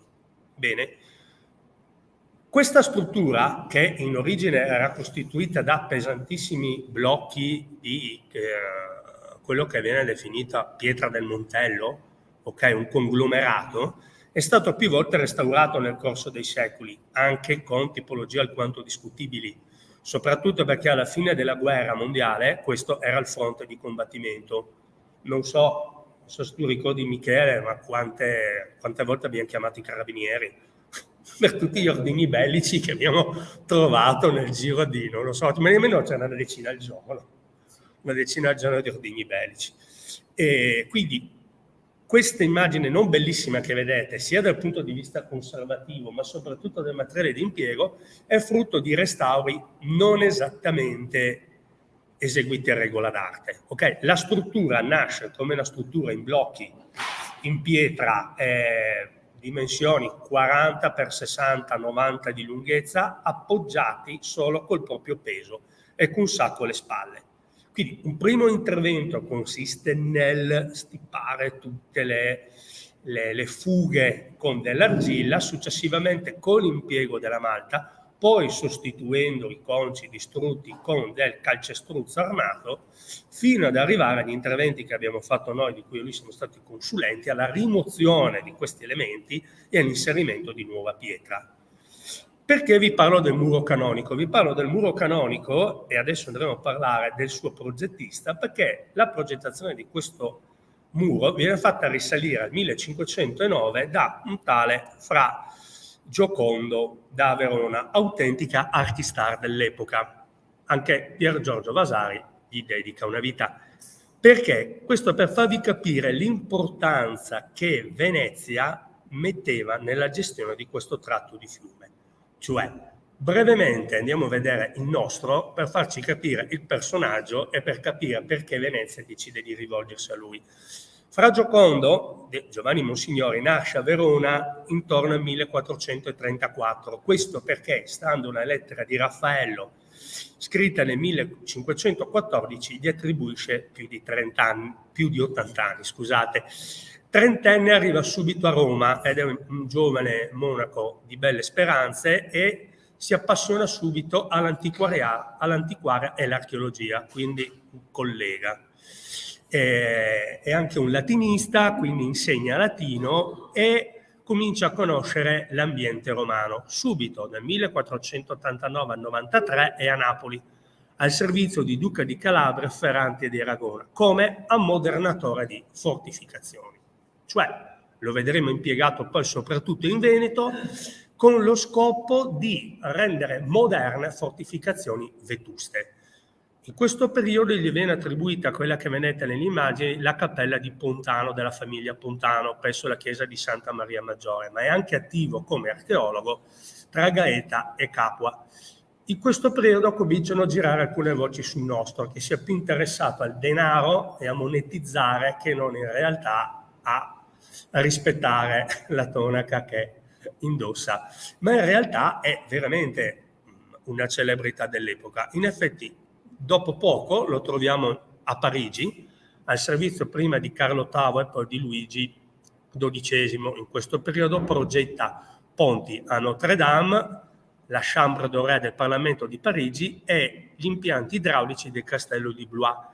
Impianti idraulici che vedrà anche Leonardo da Vinci nel 1516 e di cui realizzerà anche alcuni bozzetti, alcuni schizzi. Rientrato in Italia nel 1506, quindi negli anni in cui viene coinvolto lungo il Piave, partecipa attivamente alla difesa del territorio di Venezia, in particolare nelle opere relegate all'interramento della laguna. Già la laguna aveva problemi di interramento nell'epoca. È ancora attivo a Roma, dove gli viene commissionata una pianta per San Pietro, e manderà questo disegno qua, una pianta ciclopica che si ispira in realtà a San Marco. Sempre molto attivo sul fronte veneziano, lavora anche nell'entroterra come, diciamo, ammodernatore di nuovo di fortificazioni. In effetti lo vediamo impegnato a Monselice, Treviso, Legnaro, Padova, riadatta battendo i merli e trasformando le strutture dell'epoca, strutture difensive in grado di resistere agli attacchi con le armi.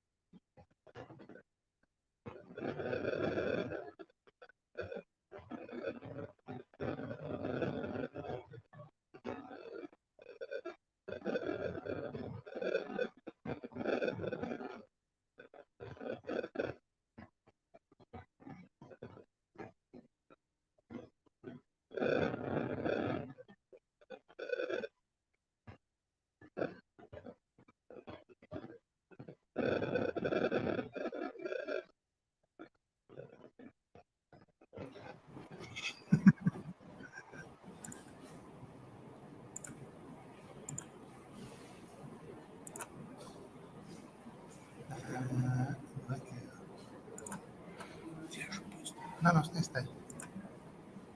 Si vede Fabio?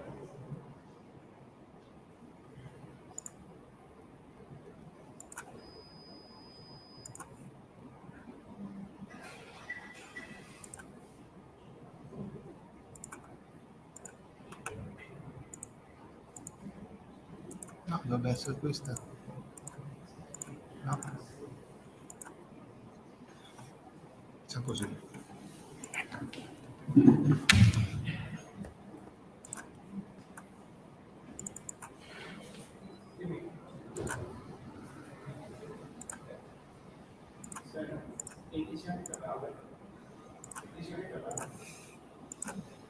Ecco.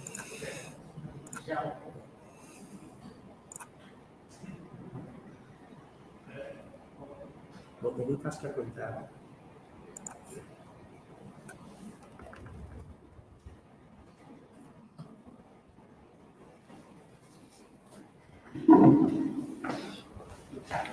Bene. Ok, alcuni studiosi ritengono che per via Anasso, ed è la via, questa via qui dove noi abbiamo praticato il sondaggio, passasse l'ultimo decumano della centuriazione di Treviso, anche se tuttavia secondo me è un po' forzata questa visione, perché vorrebbe dire che il Piave non ha mai cambiato il suo corso, il che è francamente improbabile. Comunque, che tale area avesse un significato attrattivo sin dall'antichità è ovvio per la presenza di tutti questi pallini che vedete, che sono ritrovamenti dell'età del ferro e ritrovamenti romani che hanno interessato il territorio, per di più tombe o comunque necropoli. In epoca tardo-romana si assiste anche qui al progressivo spopolamento della pianura, ma già a partire dal III-IV secolo si intravede di nuovo un'urbanizzazione dell'area, anche se più a nord. Tuttavia, i grossi problemi nella gestione del Piave si hanno soprattutto a partire dal Medioevo. Ok, i problemi sono determinati dal fatto che anche adesso questo tipo di progettazione richiede che tutti i lavori fossero coordinati da nord a sud. Anche adesso i vari geni civili hanno problemi a gestire fiumi tipo il Brenta, che è su 2 province, maggiormente a partire da queste epoche. Tuttavia, alla metà del XIII secolo, la famiglia dei De Camino riesce ad assumersi gran parte del controllo del Piave, quantomeno dal Trevisano al Cadore. Quindi comincia a farsi largo sempre più l'idea che bisogna in qualche modo regimentare questo fiume e proteggere la città di Treviso, tanto che il primo riferimento a predisporre difese e ripari spondali risale addirittura a un documento del 1215. Tuttavia, ecco il passaggio della Marca trevigiana nel 1939, che è con l'inizio dello sfruttamento del bosco del Montello e delle cave di pietra calcarea a Monte di Nervesa, che hanno inizio le prime vaste operazioni per la messa in sicurezza degli argini del Piave e probabilmente la realizzazione di un primo porto, diremo, non quello che andremo a vedere noi. Il porto era importante non solo per lo smaltimento delle merci provenienti dai monti e destinate al Trevigiano, ma soprattutto per l'imbarco dei pregiati legni che dal Montello erano destinati a Venezia, mentre invece il legno che veniva dal Cadore veniva scaricato a Nervesa e da lì proseguiva tramite carri per raggiungere Treviso. La navigazione lungo il Piave come avveniva? La navigazione lungo il Piave avveniva con queste zattere. Okay? Le zattere provenivano dal Bellunese e trasportavano, oltre al legname, vari tipi di mercanzie: pietra rossa di Castellavazzo, chiodi, ferramenta, barili di pece e via discorrendo, e anche saltuariamente persone che spesso, per rendere il viaggio più breve, anche se più pericoloso, perché parecchi sono stati morti nel Piave durante il corso degli anni con questi mezzi di trasporti, usavano le zattere, scendevano a Treviso e da lì proseguivano. Le zatte avevano una superficie di 70 metri quadri circa, potevano variare da 5 a 6 metri di larghezza per 20-25 di lunghezza, potevano trasportare fino a 50 quintali di peso. Arrivati a Venezia, le zattere venivano smontate e il legname, legno. Qui vedete un acquerello del 1825, una zattera in navigazione. A partire perché è importante la gestione dei territori e dei boschi per Venezia? Perché a partire dal XVI secolo Venezia comincia a varare provvedimenti piuttosto espliciti nella gestione dei suoi 2 boschi fondamentali per l'approvvigionamento delle rovere di prima qualità per la flotta da combattimento. Un bosco era Montona d'Istria e il secondo era il nostro Montello. Quindi a partire dopo, soprattutto dopo la caduta di Costantinopoli, la Venezia comincia a varare politiche piuttosto ristrette nei confronti della gestione di questi boschi. Bene, dovete pensare che servirono 51.000 metri cubi di legno solo per le 120 navi da guerra della Serenissima. In più, tenendo conto che Venezia aveva anche fino a 150.000 abitanti, e tenendo conto che nel XVIII secolo si consumasse almeno 1 metro cubo di legname al giorno, senza contare le fornaci del vetro, avete idea del perché non solo il Montello, ma tutta l'asta del Piave dovesse essere tenuta sotto controllo dalla Serenissima. In effetti noi adesso parliamo di un porto, ma i porti fino al mare erano più di uno, tipo Lovadina, tipo un'altra struttura Ponte di Piave, e più in su, Falzè. Quindi c'erano più e più strutture. Quindi, puntando, questo è il nostro piccolo sondaggio che abbiamo visto all'inizio, dove vedete appoggiati gli attrezzi. Puntando al progetto non solo al restauro delle murature a questo punto, ma anche alla riqualificazione dell'area, è stato deciso dall'amministrazione comunale d'intesa della sovrintendenza di procedere all'esportazione di tutti i livelli di macerie e rifiuti precedentemente descritti. Perché? Perché gran parte della stratigrafia che io e Michele siamo andati a levare, da cosa era composta fondamentalmente? Era composta da crolli delle abitazioni distrutte durante la Prima Guerra Mondiale, del vicino Borgo Piave, la linea di tiro, da materiali di scarto dello scavo del canale della Vittoria, canale realizzato in epoca fascista a nord della nostra area di scavo, e infine da spazzatura. La popolazione di Nervesa per anni ha scaricato tutto su questa parte del fiume. Quindi non sempre il nostro lavoro è bello idilliaco come sia in televisione, in questo caso tantissima spazzatura. Ok? E non solo, ma addirittura presso, qui vedete una sezione che mostra le stratigrafie che abbiamo individuato, quindi vedete questa è come compariva prima, quindi al di sotto dell'humus abbiamo trovato solamente livelli esondivi del Piave, quindi ghiaia bella, pulita, senza alcun tipo di materiale, e al di sotto i crolli della guerra mondiale, senza contare tutti i livelli di spazzatura. Qui vedete appunto le immagini di Nervesa durante la Grande Guerra. Questo che vedete dietro dei soldati, in realtà, scusate, è questo muro qui, il muro che delimita quest'area. Sto andando indietro, devo andare avanti. Ok? Vedete com'era l'abitato di Nervesa al termine della guerra.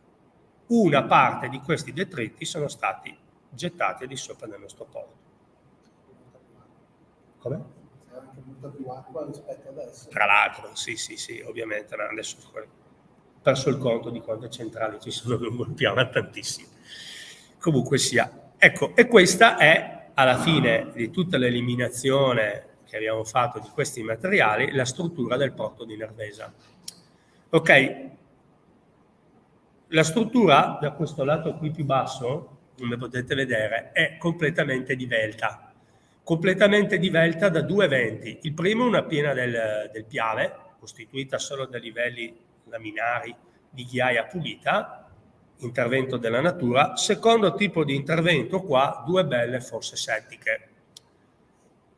Intervento invece umano, e anche in questo caso stratigrafia completamente andata, abbiamo passato giorni e giorni con l'acqua sotto e la fogna davanti, ma non c'è stato verso di recuperare alcun tipo di stratigrafia. In definitiva, dai dati che avevamo in nostro possesso, questa è la struttura. Questa è un laser a scansione che abbiamo realizzato di tutta la struttura. Vedete? Questa è la nostra zona del primo sondaggio, questa è la struttura vera e propria del porto. Ok? Queste che vedete qui sono opere di rinforzo che si sono susseguite nel corso degli anni, ok? Massi buttati puramente alla rinfusa, senza alcun ordine, contro le strutture. Questa è la zona delle fosse assettiche che di fatto ci ha impedito di comprendere appieno come funzionasse la struttura. Tuttavia, il rinvenimento di un piccolo lacerto murario qui, avete raffigurato qui con qualche altro poi concio più basso, ha portato me e il collega a desumere che in origine la struttura fosse di questo tipo. Ok, scusate questo rendering non bellissimo. Immaginate in azzurro il Piave, ok? E quindi che questa fosse una sorta di darsena. Il muro che adesso chiude qui non esisteva, è un muro che nel 1900 non c'era, compare prima della guerra, quindi le zattere arrivavano dal fiume, qui venivano fissate su queste bitte, ok? I carri arrivavano, caricavano, si giravano nel piazzale e ripartivano. Questa era la struttura. Alcune immagini veduta da sud, questa veduta dal livello del Piave più o meno, che doveva avere in antico, e questa è un'altra veduta invece del lato sud. E questa anche. Che fine, e concludo, che fine ha fatto il porto di Nervesa? Allora, alla fine del nostro lavoro abbiamo costituito un bel gruppo di studio e avevamo anche fornito il comune di Nervesa in un buon progetto che mirasse a sfruttare appieno l'area. Tra l'altro vedete che l'area è recintata in questo modo perché io e Michele ci abbiamo fatto passare i mondiali di mountain bike per avere le riprese della RAI. Abbiamo cercato di pubblicizzarla in tutti i modi possibili. Purtroppo cosa è successo? Buono il progetto, buone le idee, cambiata l'amministrazione comunale. Fine. E fine anche del mio intervento.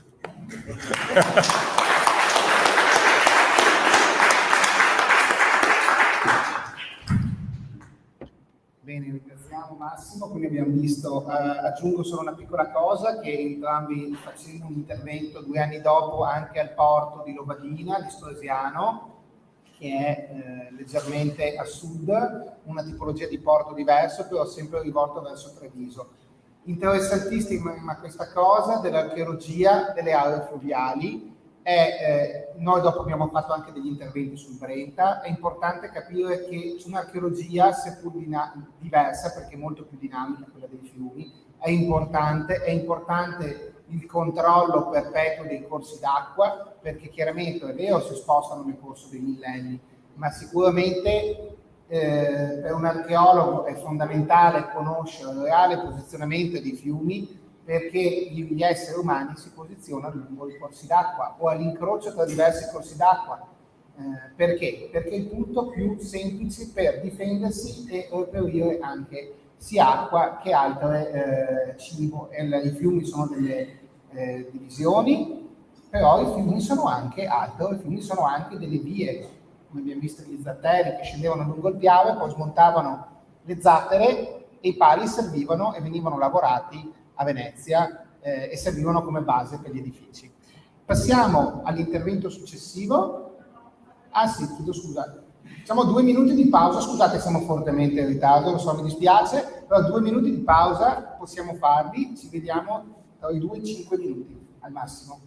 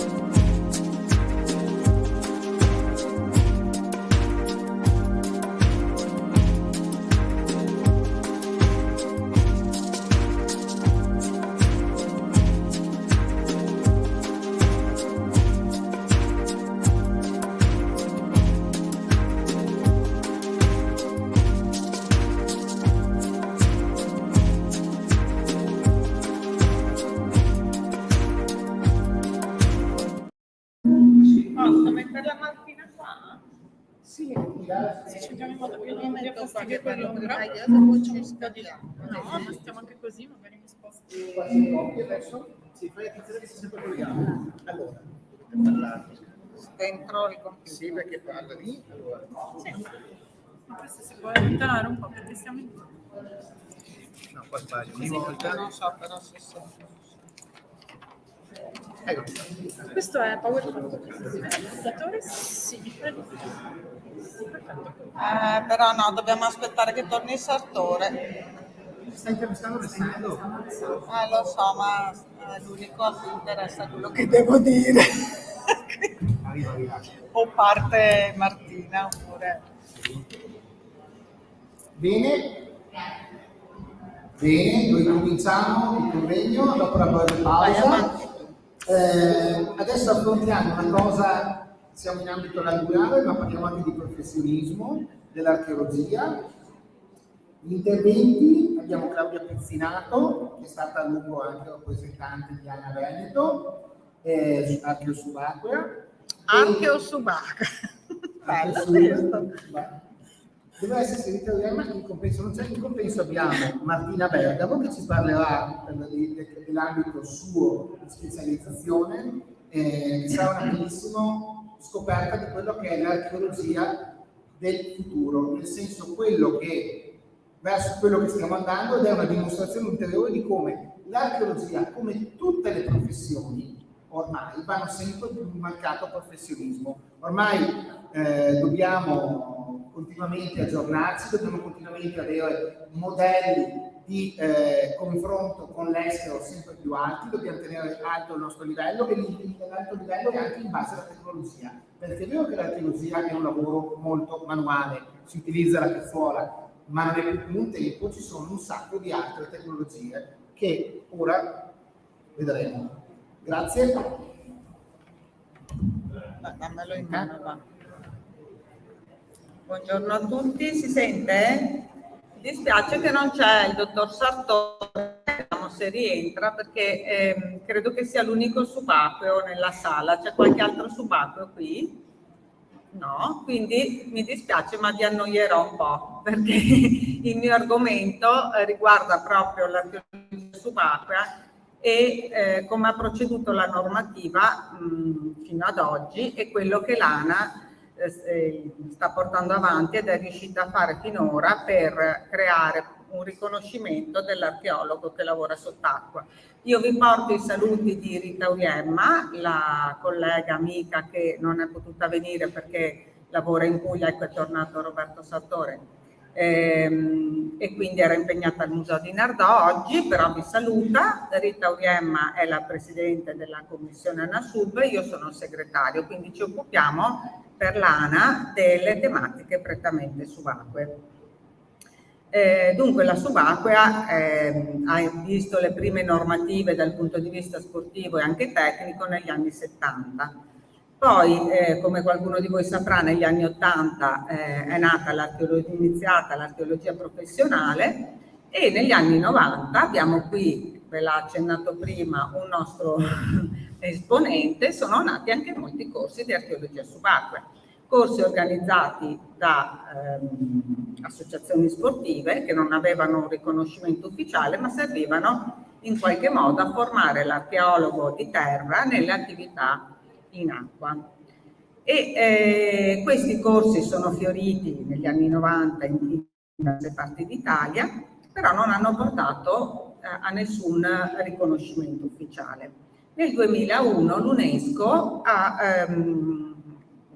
emesso, insomma, ha rilasciato ha creato una convenzione, e che è il primo, diciamo, la prima pietra miliare che riconosce la professionalità dell'archeologo che lavora sott'acqua. Cosa vuol dire? Che fino a quel momento, e vi parlo una persona che ha vissuto l'archeologia subacquea dagli anni 90, quindi ho vissuto personalmente queste situazioni, fino a quel momento non era importante essere archeologo per andare sott'acqua, era importante saper andare sott'acqua. Quindi diciamo che spesso l'archeologo stava in superficie e il tecnico si immergeva e magari seguiva le indicazioni dell'archeologo, o comunque aveva una preparazione così di un certo tipo che gli consentiva di agire. Questa convenzione UNESCO, che ci ha visti riconosciuti nel 2001 a livello internazionale, viene ratificata dall'Italia nel 2009. Pur avendo ratificato questa convenzione, nel 2009 vengono sistematizzate una serie di leggi che ancora una volta parlano solo di archeologia sportiva e di archeologia tecnica professionale, cioè non quella che facciamo noi. Andiamo avanti di una... Intanto vi allieto con questa immagine, così parlo sopra qualcosa di più piacevole. Quindi siamo, dicevo, nel 2009. Queste leggi sono state insomma un po' impugnate dalle associazioni all'epoca attive a livello italiano, l'AIASUB e l'AIOS, che diciamo tutelavano gli interessi degli archeologi e degli operatori scientifici in acqua, ma non si è addivenuti a nessuna soluzione, conclusione. Intanto, come diceva Michele, a livello europeo si lavorava molto sull'argomento e si portavano avanti queste tematiche in maniera molto, molto concreta e seria, e l'Italia rimaneva al palo, come spesso succede, e si continuava a lavorare sui piani. Allora, vedete questa immagine? Questa è una classica, potrei essere io perché sembra la mia faccia, però non sono io. Queste immagini me le ha date Rita, che lavora in Puglia. Noi questo tipo di trasparenza ce la sogniamo, e questa è una delle attività che noi facciamo. Come vedete non è un'attività faticosa, impattante, non è un'attività da operaio. Noi facciamo rilievi, ad esempio, oppure, vai avanti di uno, oppure scaviamo con la sorbona, ma la sorbona è utilizzata in maniera leggera perché, come tutti gli archeologi sanno, e qui ce ne sono credo parecchi, non si scava mai, a meno che non si debba togliere uno strato diciamo di sterile, non si scava mai in maniera pesante, si scava cercando di rispettare il più possibile gli strati, sott'acqua non è facile, ve lo assicuro, e cercando appunto di non danneggiare le strutture, come in questo caso lo scafo di una nave. Aspetta. Quindi, ritornando alla normativa, so che vi annoia, ma purtroppo è così. Siamo al 2011, nel 2016 viene istituita la Sovrintendenza per il Patrimonio Sommerso, la Sovrintendenza Nazionale. Ancora la nostra figura di archeologo professionista che lavora sott'acqua non viene presa in considerazione. Però nel DM 244 del 2019, prima nella legge 110 del 2014, grazie molto al lavoro della nostra associazione, viene riconosciuta la figura dell'archeologo professionista a livello proprio normativo legale. E c'è una postilla che richiama una carta firmata da alcuni archeologi, non tutti ovviamente, legata a un convegno che si è tenuto a Udine, dove si fa un piccolo riferimento all'archeologia subacquea, all'archeologo che lavora sott'acqua, ma è una piccola postilla. Noi non siamo riconosciuti nelle 3 fasce dove ci sono gli archeologi, diciamo, asciutti o secchi, come dice Diego. Quindi che cosa abbiamo deciso di fare come ANA, come Associazione Nazionale? Siccome questo non riconoscimento ci crea anche delle difficoltà quando operiamo, ad esempio, e quindi in quasi tutte le aree dove la Capitaneria di Porto ha giurisdizione, e questo non ci consente di operare liberamente, ma come vedete l'attività che facciamo non è equiparabile a quella di un saldatore o di un tecnico, perché le Capitanerie di Porto richiedono a noi archeologi dei brevetti che sono quelli tipici invece dell'archeologia professionale tecnica. Abbiamo deciso di modulare sulle 3 fasce già previste dalla DM, sulle 3 fasce previste per gli archeologi di terra, abbiamo modulato le caratteristiche degli archeologi subacquei.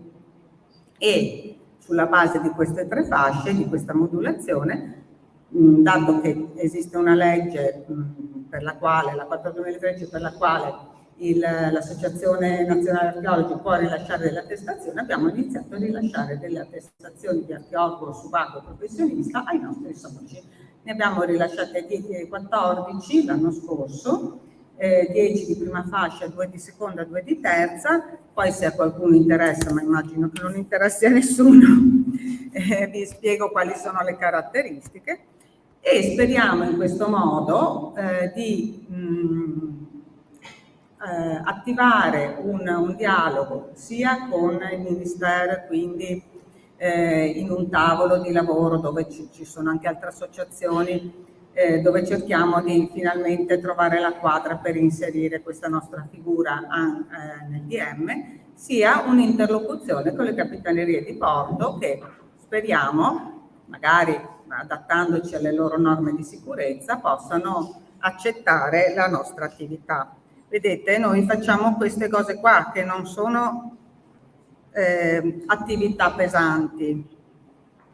E questo era per farvi vedere la differenza di visibilità tra il Sud Italia e questo è grado. Oppure progettiamo coperture di relitti, questo facciamo, ma la grata non la mettiamo giù noi, la grata la lavorano e la appoggiano gli operatori tecnici di archeologia subacquea. Noi facciamo questo, noi quadrettiamo, reticoliamo, scaviamo, non facciamo il recupero.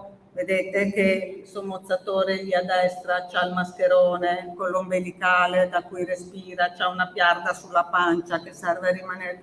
Noi non siamo quelli, noi siamo questi di sinistra che rimaniamo sempre molto leggeri sulla superficie, sì, sul fondale, e cerchiamo di intaccare il meno possibile. Come a terra noi non siamo questi sullo scavatore, siamo quelli, e lì c'è Martina per esempio, che scavano con la cazzolina. Quindi così come a terra non ci viene richiesto di essere un operatore che sa usare lo scavatore, perché noi non ci saliamo sullo scavatore, così in acqua non capiamo perché ci debba essere richiesta un brevetto, una capacità tecnica che non ci compete perché proprio non ci serve.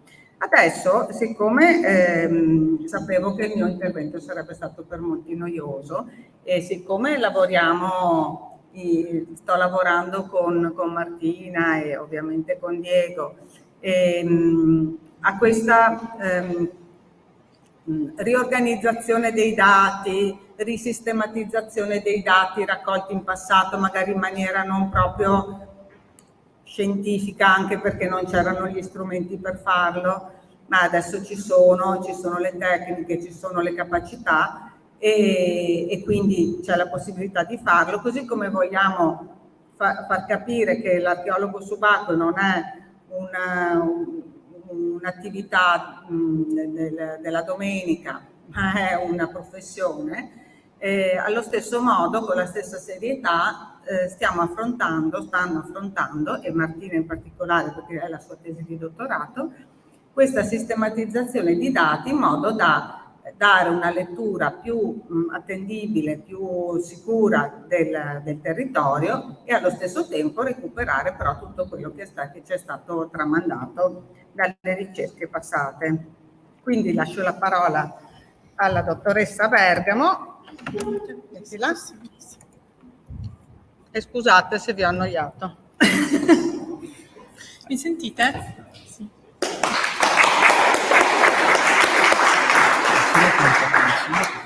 Cosa? Sì. Meglio? Meglio? Okay. Allora, buongiorno a tutti. Penso che si senta. E appunto, ringrazio tantissimo Claudia per l'invito, anch'io sono molto contenta di essere qui con voi oggi, un po' perché questo è parte, diciamo, quello che vedrete è parte del mio progetto di dottorato con l'Università Ca' Foscari di Venezia, in interateneo con l'Università di Udine e l'Università di Trieste, e devo dire, ammetto che è la prima volta che questo progetto esce un po' dalle porte dell'università, quindi è un'emozione per me anche avere la possibilità di spiegarvi un po' quali sono le linee generali della mia ricerca, soprattutto perché è una ricerca che appunto ha molto a che fare con le aree umide della regione Veneto e anche della regione Friuli in particolare, E vorrei oggi con voi, essendo ancora in una fase molto preliminare da ricerca, quasi embrionale direi, e avendo cominciato a raccogliere una grande quantità di dati che riguardano proprio l'archeologia umida di queste aree, vorrei proporvi una riflessione preliminare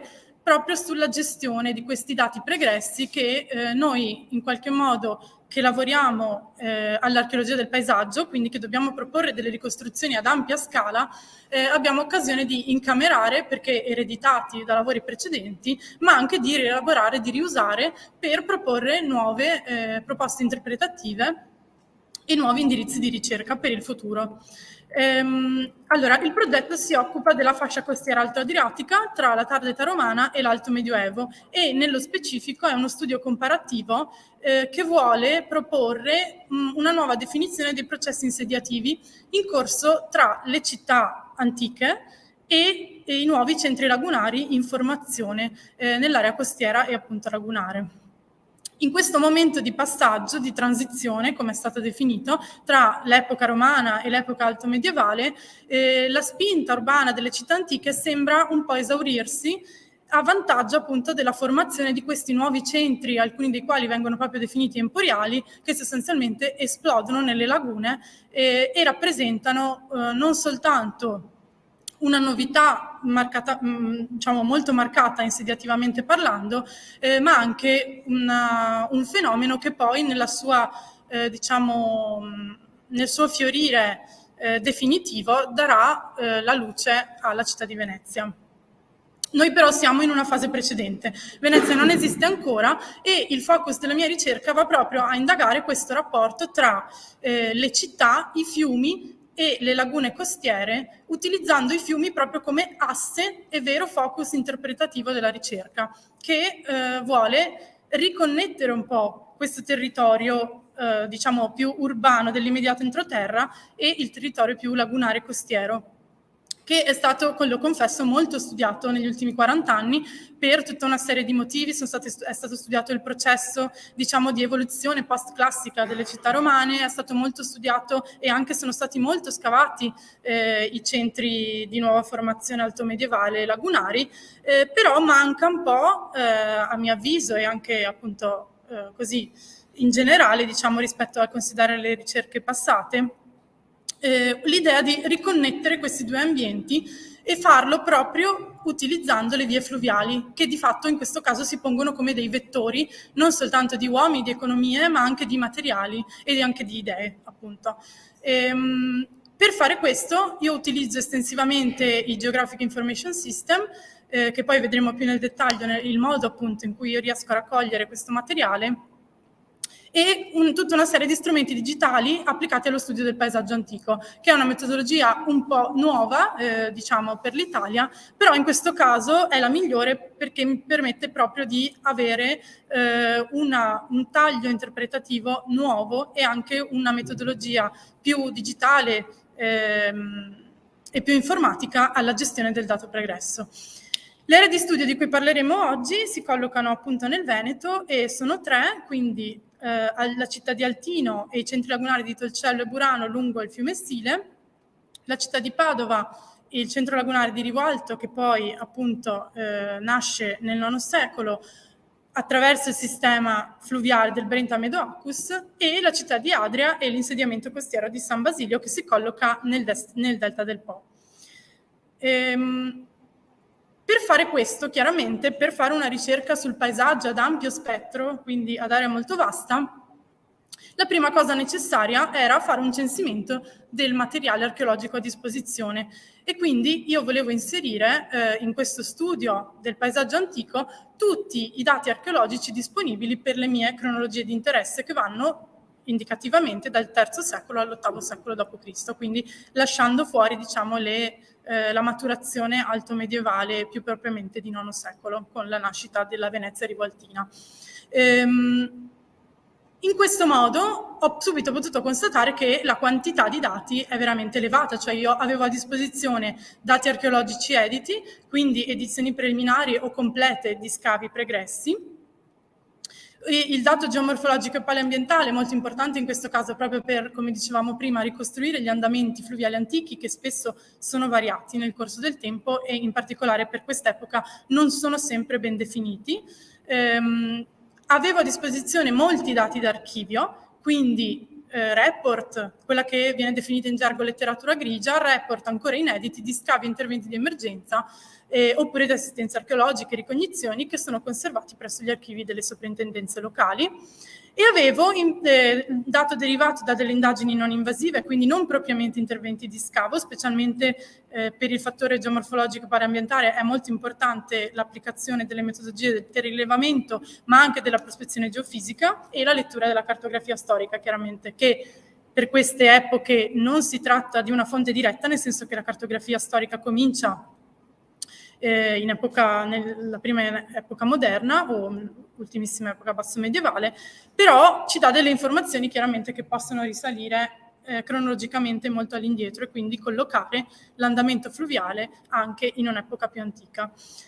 E infine avevo a disposizione una vastissima quantità di quelli che vengono definiti legacy data, quindi sono dei dati sempre archeologici, però realizzati con metodologie pregresse che rispetto alla metodologia moderna contemporanea stratigrafica archeologica potremmo definire diciamo preliminari, nel senso che non utilizzano degli standard anche di documentazione attuali, ma sono comunque importanti perché diciamo fanno parte di l'epoca della formazione diciamo del dato archeologico in Italia e sono comunque molto molto consistenti per il territorio che avevo in studio. Questi dati sono stati selezionati ovviamente sulla base del loro potenziale informativo e poi revisionati, poi vedremo nel dettaglio come.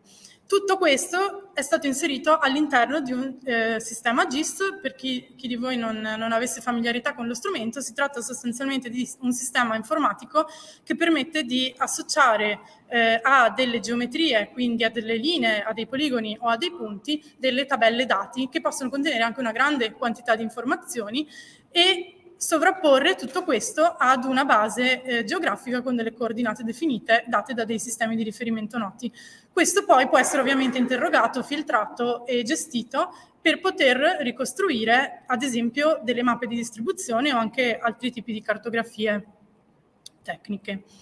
Ovviamente a monte di questo, della formazione di questo sistema ho dovuto costruire un database relazionale perché la quantità di dati a mia disposizione era veramente ampia e ho voluto farlo dandomi la massima libertà di scendere nel dettaglio il più possibile, quindi partire da una fase macro, quindi inserire i siti archeologici ad esempio, ma anche gli interventi o gli elementi geomorfologici, ed arrivare man mano inserendo le informazioni e segmentandole, quindi destrutturando diciamo quello che è il dato archeologico a disposizione, edito ed inedito, passare per gli scavi, quindi poligonizzare le aree di intervento, le ricognizioni, poligonizzare le anomalie rilevate da telerilevamento ed arrivare a un grado di livello micro, quindi minimo, che comporta essenzialmente l'inserimento all'interno del sistema dei singoli contesti stratigrafici, quindi pacchetti di unità stratigrafiche omogenei dal punto di vista del contesto e addirittura le singole strutture archeologiche e i singoli materiali in certi casi specifici. Tutto questo ovviamente passa anche per una serie di tabelle interpretative che vanno un po' a rileggere quello che è il dato archeologico. In una certa misura è difficile definirlo oggettivo, però quello che è diciamo il dato più primario e rielaborarlo per proporre nuovi livelli interpretativi. E questo è solo per darvi un'idea di che cosa sostanzialmente, questo è, l'avete visto prima, qui ve lo indico con il puntatore, è il mio tavolo di lavoro, quindi io lavoro all'interno di questo sistema informatico. Tutti questo lungo elenco che vedete qui sono sostanzialmente le mie tabelle e per ognuna delle mie tabelle che contengono i dati archeologici ho progettato delle maschere di inserimento che mi aiutano nella gestione del dato e mi permettono, essendo un database relazionale, quindi mi permettono di passare tra le tabelle relazionate da un'informazione all'altra. e ovviamente a seconda delle necessità. Per ognuna delle 34 tabelle del database è stata realizzata una maschera di inserimento che ovviamente riguarda nello specifico siti archeologici piuttosto che contesti stratigrafici, materiali, come abbiamo visto prima. Questa è sostanzialmente vi propongo oggi una prima restituzione di quello che è l'inserimento dati pilota finora realizzato, che riguarda soltanto i dati editi degli interventi e siti archeologici nella laguna nord di Venezia. Ovviamente ho scelto questo territorio proprio per conformarmi un po' al tema della giornata. E io qui ho raccolto tutti gli interventi e i siti archeologici con estremi cronologici tra il III e l'VIII secolo d.C. Tenete conto che solo in questa area ristretta rispetto a tutta l'estensione del progetto sono 415 oggetti. Quindi una quantità veramente notevole di interventi archeologici, però a cui purtroppo non corrisponde un'elevata qualità del dato disponibile. Questo proprio per i motivi che ho anticipato prima, ma che adesso vedremo nel dettaglio. Per gestire la qualità del dato archeologico da cui io poi parto per fare tutte le mie, ovviamente i miei approfondimenti, le varie analisi spaziali o anche semplicemente analisi di distribuzione degli insediamenti, avevo quindi necessità di definire puntualmente l'affidabilità degli interventi archeologici, quindi non utilizzandoli sempre tutti, ma avendo uno strumento per poterli filtrare a seconda della qualità del dato che mi trovavo a dover gestire. Perché la documentazione, come abbiamo detto, si presenta eterogenea e quindi è assolutamente necessario procedere a una stima qualitativa della base dati di partenza. È stato quindi adottato un sistema che prevede 10 parametri di valutazione con un valore di 1 per ciascuno dei 10 parametri e poi una somma finale che corrisponde all'affidabilità totale del mio intervento archeologico. Sono ovviamente parametri veramente basici, quindi un posizionamento geografico preciso, la disponibilità di rilievi, piante, sezioni, la possibilità di avere dati sullo studio dei materiali, descrizione dei materiali, fotografie, classificazione, descrizione dettagliata delle unità stratigrafiche, la presenza di fotografie, la presenza di stratigrafie quotate sul livello del mare, che sembra scontato ma non è sempre disponibile, la presenza di analisi archeometriche, quindi di datazione ma anche solo di caratterizzazione dei materiali e delle stratigrafie, l'edizione preliminare, l'edizione definitiva e infine un 10° punto discrezionale che mi permette di alzare o sollevare il totale a seconda di parametri discrezionali che hanno a che fare anche con altri fattori oltre a quelli esposti. Questo sistema è stato applicato a ciascuno di quei 415 interventi che abbiamo visto prima per restituire sostanzialmente una distribuzione degli interventi a seconda dell'affidabilità, quindi filtrati sull'affidabilità del dato archeologico, che passa da un totale di 415 a esattamente il 49% del totale, considerando un punteggio, una somma totale superiore al 3. Quindi in base ai parametri che avete visto prima è proprio la base, cioè nel senso un intervento qualsiasi che non è dotato neanche di 3 o più, in questo caso superiore, a quei punti che abbiamo visto prima. Allora, che cosa? Ecco, soltanto 20 interventi nel totale hanno un valore compreso tra il 7 e il 9 di questa somma. E questo vuol dire che io mi trovo poi a dover gestire un dato di dettaglio, come dicevamo prima, molto ristretto numericamente rispetto a quello da cui ero partita. E chiaramente questo è uno dei fattori da tenere conto quando poi si vogliono fare delle ricostruzioni insediative ad ampio spettro. È anche vero che però gli interventi ad elevato punteggio totale di affidabilità danno la possibilità di acquisire informazioni molto dettagliate, fino addirittura ai singoli ecofatti, ad esempio a stratigrafie descritte nel dettaglio, all'elenco materiali completo, e quindi vanno un po' a bilanciare questo discorso. Un'altra cosa ovviamente da sottolineare è che io non ho ancora inserito i dati d'archivio, quindi si presuppone che andando a raccogliere i dati d'archivio della soprintendenza, anche se saranno comunque un po' selezionati, si ribilancerà un po' questo conteggio, però già sulla base dell'edito è significativo constatare questo. Ecco, allora che cosa succede? Tutti gli interventi che non superano il mio sbarramento, io li devo ignorare? No, non li devo ignorare, perché comunque, indipendentemente dal potenziale informativo, che può essere anche basso, però possono darmi dei dati in più che invece possono essere in alcune circostanze utilizzabili. Ad esempio, alcuni possono restituire delle datazioni archeometriche, per esempio, che io posso associare a un materiale che si colloca in quel punto, però non avere nessun'altra indicazione né stratigrafica né sui materiali. Quindi sono comunque per me importanti da inserire nel sistema, e soprattutto per me è fondamentale avere il massimo controllo sulla base di dati di partenza da cui io parto poi per fare eventuali elaborazioni. Quindi è un lavoro molto certosino, che però spero nel lungo periodo mi ripagherà proprio nell'accuratezza e nella precisione, appunto, nella gestione del dato. Ecco, dopo questa riflessione un po' sulla gestione anche del pregresso, vorrei portarvi, all'attenzione un caso specifico invece di raccolta di nuovi dati sul campo, che è già stato anticipato dal professor Calaon, poiché appunto ho avuto l'occasione di partecipare in qualità di responsabile allo scavo archeologico di Leopiccolo, che abbiamo visto stamane, che si trova sul margine lagunare interno della laguna nord di Venezia, nel comune di Cavallino Treporti. E questo mi permette di farvi vedere appunto un contesto di scavo realizzato ora con metodologie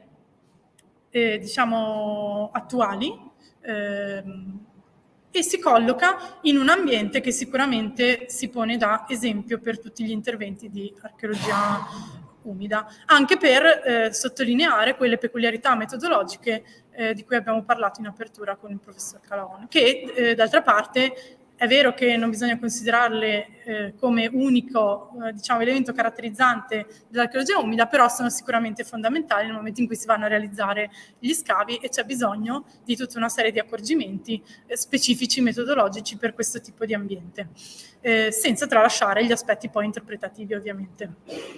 Ecco, questo scavo è parte di un progetto archeologico, Vivere d'acqua, archeologie fra Leopiccolo e Altino, che è stato avviato nel 2019 con una mostra proprio che si è tenuta nel comune di Cavallino Treporti, ed è ancora in corso. Ci dà la possibilità di realizzare uno scavo anche quest'anno, probabilmente in autunno, con gli studenti di Ca' Foscari, e anche un progetto di archeologia pubblica molto molto avanzato. È uno scavo in cogestione dell'Università Ca' Foscari, però è in collaborazione con il comune di Cavallino, e la sequenza indagata finora si colloca in una cronologia compresa fra I e II secolo d.C. e gli inizi del VI, per poi lasciare spazio a un abbandono definitivo dell'area. Lo scavo è posizionato lo vedete, proprio a ridosso del canale Rigà, in una porzione di territorio molto peculiare, se vogliamo, e soprattutto il fatto che sia posizionato proprio sulla margine del canale ha reso possibile, cosa abbastanza rara, almeno sulla base delle mie conoscenze, la realizzazione contemporanea di un'indagine di terra, quindi svolta da noi degli insegnamenti di topografia antica e di archeologia classica dell'Università Ca' Foscari, e contemporaneamente di un'indagine subacquea archeologica svolta sempre dall'Università Ca' Foscari, però con la direzione del professor Carlo Bertrame. Quindi abbiamo un sito in cui è possibile indagare lo stesso deposito, perché come vedremo le stratigrafie sono le stesse, che però contemporaneamente viene indagato sia in modo subacqueo che in modo terrestre. Lo scavo si colloca in un ambiente molto suggestivo, anche che assolutamente fa gioco anche a tutte le attività di archeologia pubblica, perché è veramente paesaggisticamente molto molto bello, che è un po' a metà fra questo mondo lagunare di barene, di distese di belme, di canali, e poi un ambiente un po' più rurale delle valli da pesca, della coltivazione anche e soprattutto di orti, posto proprio praticamente sul ciglio del canale Rigà. Lo scavo è svolto in questa posizione, che già è un sito noto da molto tempo alla soprintendenza e all'archeologia lagunare in generale, poiché fino dagli anni '80 sono state svolte una serie di ricognizioni, soprattutto subacquee all'interno del canale, dopo che varie segnalazioni della popolazione locale avevano riscontrato la presenza di materiale compatibile con l'esistenza di strutture e anche di materiali proprio, soprattutto frammenti di intonaco e tessere musive, che consideriamo compatibili comunque con la presenza di una villa romana marittima. Quindi sostanzialmente al di sotto di questa riva e parzialmente nel canale dovete immaginarvi la presenza del deposito archeologico riferibile appunto a queste strutture che noi stiamo indagando. È significativo anche sottolineare come questo sia uno di quei casi in cui riusciamo a, diciamo, raccogliere la tradizione delle segnalazioni dell'archeologia, diciamo, un po' tradizionale lagunare veneziana, poiché se ne è occupato appunto Ernesto Canal per primo, che è la figura di questo ispettore onorario della soprintendenza, conosciutissimo in ambito veneziano, e raccogliere la sua eredità e andare poi a proporre delle nuove indagini con anche delle metodologie nuove, soprattutto potendo indagare la stratigrafia da terra e anche dal lato del canale. Questo è l'ortofoto zenitale della fine dello scavo del 2022. Potete notare la presenza di strutture ovviamente del nostro lato terrestre.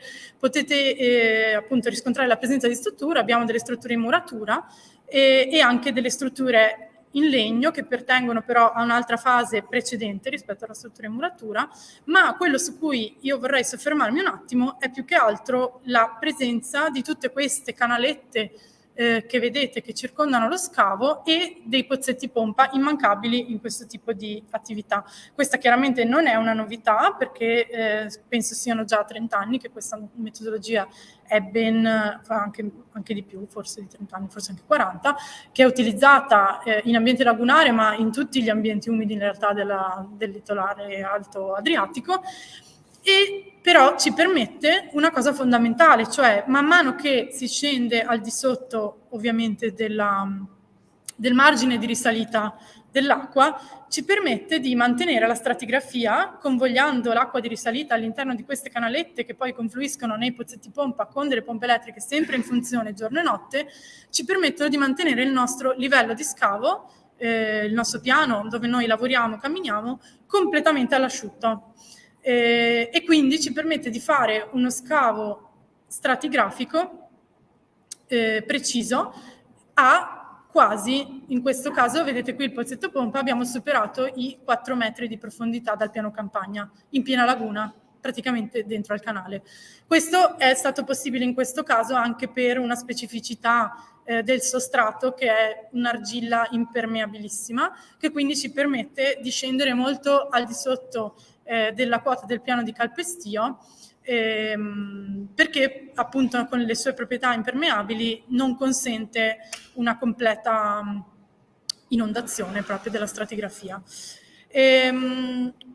Interessante anche, e qui anche questa mattina l'abbiamo sottolineato, però è importante portarvi questo esempio, la presenza di strutture lignee di epoca romana all'interno della laguna che per la prima volta, io penso, vengono indagate da lato terrestre in modo stratigrafico e ci permettono di fare una riflessione anche sull'importanza di questi ambienti proprio per i materiali che ci possono restituire, che chiaramente in contesti normali, diciamo di archeologia terrestre dell'Italia nord-orientale, non sempre si conservano e quindi in questo caso ci daranno la possibilità di ampliare molto quelle che sono le nostre conoscenze anche sull'architettura, diciamo, il materiale deperibile di epoca romana.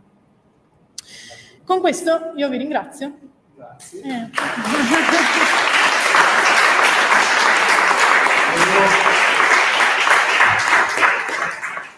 Volevo giusto, però è arrivato giusto perfetto, giusto dire e dimostrare come ha dimostrato quello di cui parlavo io prima, come l'archeologia moderna, contemporanea, ha sempre più bisogno di anche indagini che non siano per forza invasive, ma ci siano studi profondi a monte. L'archeologia professionistica è questa, come vedete gli ambiti sono ampissimi di intervento e la dottoressa Bergamo ha dato una dimostrazione eccellente, direi, di come la preparazione e lo studio e anche la reinterpretazione dei dati più acquisiti in passato vanno in realtà rielaborati, ricalibrati per poter in definitiva avere la certezza, anche per un rispetto nei confronti dei fruitori che sarà la popolazione e la cittadinanza, di un'onestà dei dati, perché sennò manchiamo come archeologi alla nostra principale funzione, che è quella di licenziare dei dati corretti.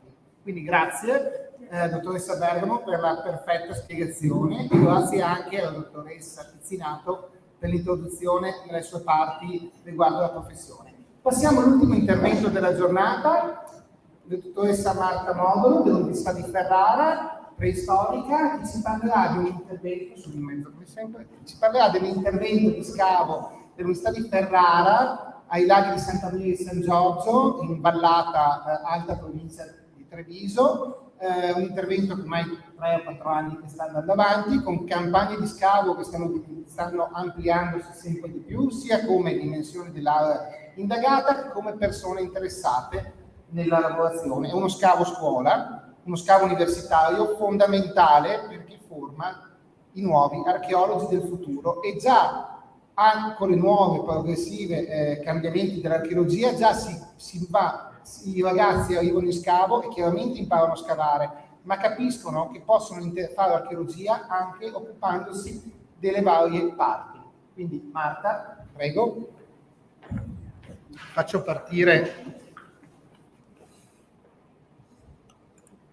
Allora. Il video lo trovo dove? Qui, è qui, dopo lo mettiamo qui. Questo? No. Marta. Ok, aspetta che devo far partire. Io non sono certo che sia partito. Condivisione dello schermo. Eccolo qua, vedi? Ok, facciamo vista, modalità schermo intero.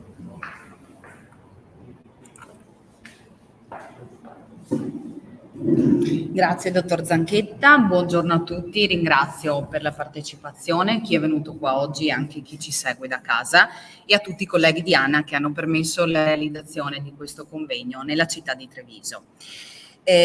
Oggi vi parlerò del sito umido dei laghi di San Giorgio e Santa Maria, un progetto che va avanti dal 2019, quando venne presentato alle amministrazioni di Revine Lago e di Tarzo, ambedue nella zona della vallata trevigiana, ci troviamo proprio ai piedi delle Prealpi, da me e dall'architetto Lorenzo Fattorelli. Per la prima volta questo progetto però venne presentato alla Giornata Mondiale dell'Acqua, che si tenne a Tarzo nel 2019, e successivamente in un primo convegno che riguardava proprio i laghi, organizzato dal Circolo Vittoriese di Ricerche Storiche. Il progetto partì in modo molto più ampio perché riguardava la valorizzazione di questo luogo molto peculiare, sia dal punto di vista paesaggistico che turistico, ma anche archeologico. Ma diciamo che nel corso del tempo quello che è partito in modo più ampio sono le ricerche archeologiche, che sono in concessione ministeriale all'Università di Ferrara ed in collaborazione anche con l'Università di Padova, con cui svolgiamo le indagini geofisiche ed anche geoarcheologiche. Ci troviamo appunto nella zona della vallata che vedete rappresentata in questo cerchietto, proprio sulle sponde dei laghi di San Giorgio e Santa Maria. Questa valle è molto peculiare perché nel corso di circa 7.000 anni è riuscita ad attesorare un patrimonio culturale, paesaggistico e storico di notevole importanza, nonostante l'area sia leggermente marginale rispetto ad altri contesti in cui ci sono dei siti archeologici anche molto più famosi. Questo rende onore a questo luogo e crediamo per questo che debba essere valorizzato sotto tanti punti di vista. Si trova in una zona un po' di confine, di limite, come vedete ci troviamo dall'altra parte diciamo della Val Belluna, luogo anche estremamente importante per la raccolta della selce che veniva poi portata all'interno di questo sito ed utilizzata per la produzione di strumenti littici. Anche il contesto culturale è di notevole importanza, in quanto all'interno dei siti UNESCO riconosciuti nel 2011 tra i siti palafitticoli appunto dell'arco alpino, 4 sono presenti in Veneto, il nostro è l'unico non ancora riconosciuto, quindi uno degli obiettivi a lungo termine che abbiamo in questo progetto è quello di far riconoscere il sito palafitticolo dei laghi di San Giorgio e Santa Maria come sito UNESCO. Per le sue peculiarità ed importanza, ad oggi è l'unico sito in corso di scavo e visitabile all'interno del Veneto. Come vi dicevo, la zona è anche importante dal punto di vista dell'inquadramento geologico, in quanto questi 2 laghi, che in realtà in origine erano uno, sono 2 laghi di origine glaciale, perché proprio in questa parte della vallata si estendeva una lingua del ghiacciaio Piave, che formò questi laghi, un unico lago, il lago Lapisino, circa 20.000 anni fa. Nel corso del tempo poi restarono 3 laghi, perché il lago unico si intorbò nel corso del tempo, e opere dell'uomo, diciamo a partire dal Medioevo, fecero sì che i laghi attuali restino 2. La zona è nota per il ritrovamento nel 1923 di una spada in bronzo Sauerbrunn, raccolta dall'ingegner Carpenè di Conegliano, e successivamente, a seguito di segnalazioni che partirono verso la fine degli anni 80, di recupero di materiali archeologici per scavi per estrazione della torba, per fare mattoni in una vicina fabbrica di fornaci. Verso la fine degli anni 80 inizio anni 90 la soprintendenza appunto venne allertata, e tutta questa zona, quella che vedete con l'area nera, venne sottoposta sotto vincolo come zona di interesse archeologico. Iniziarono delle campagne da parte della soprintendenza e di alcune cooperative per il recupero del materiale. L'ultimo intervento prima del nostro progetto di ricerca risale al 2016, quando il dottor Calaon scavò lungo il canale delle Barche, o Stret, a seguito appunto di prescrizioni in area tutelata. L'area è nota però anche per il rinvenimento di tronchi di larice fossile proprio in località di Revine, quindi una delle 2 amministrazioni in cui noi ci troviamo,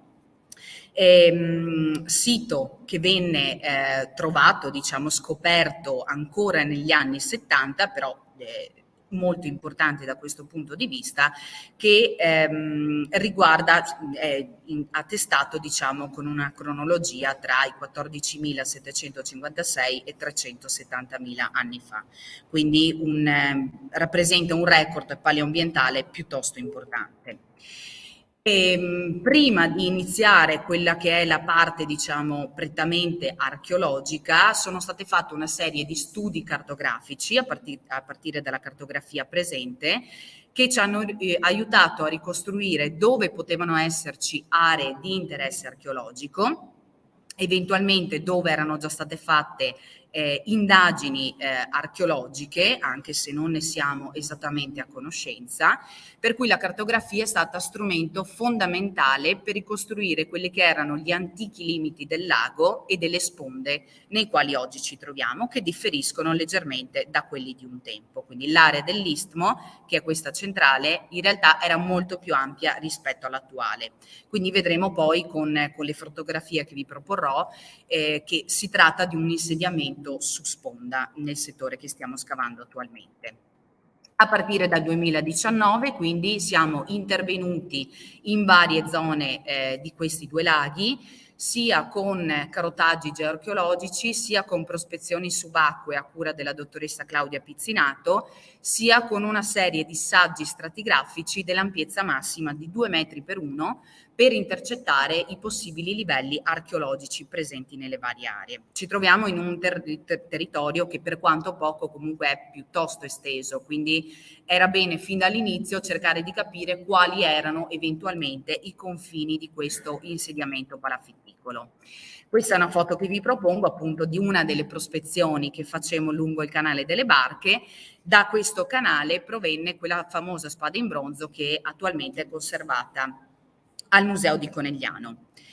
Questi sono i primi saggi stratigrafici del 2019 in località Revine Lago, quindi lavoriamo su entrambe le amministrazioni, quello che ci divide è il canale che avete appena visto.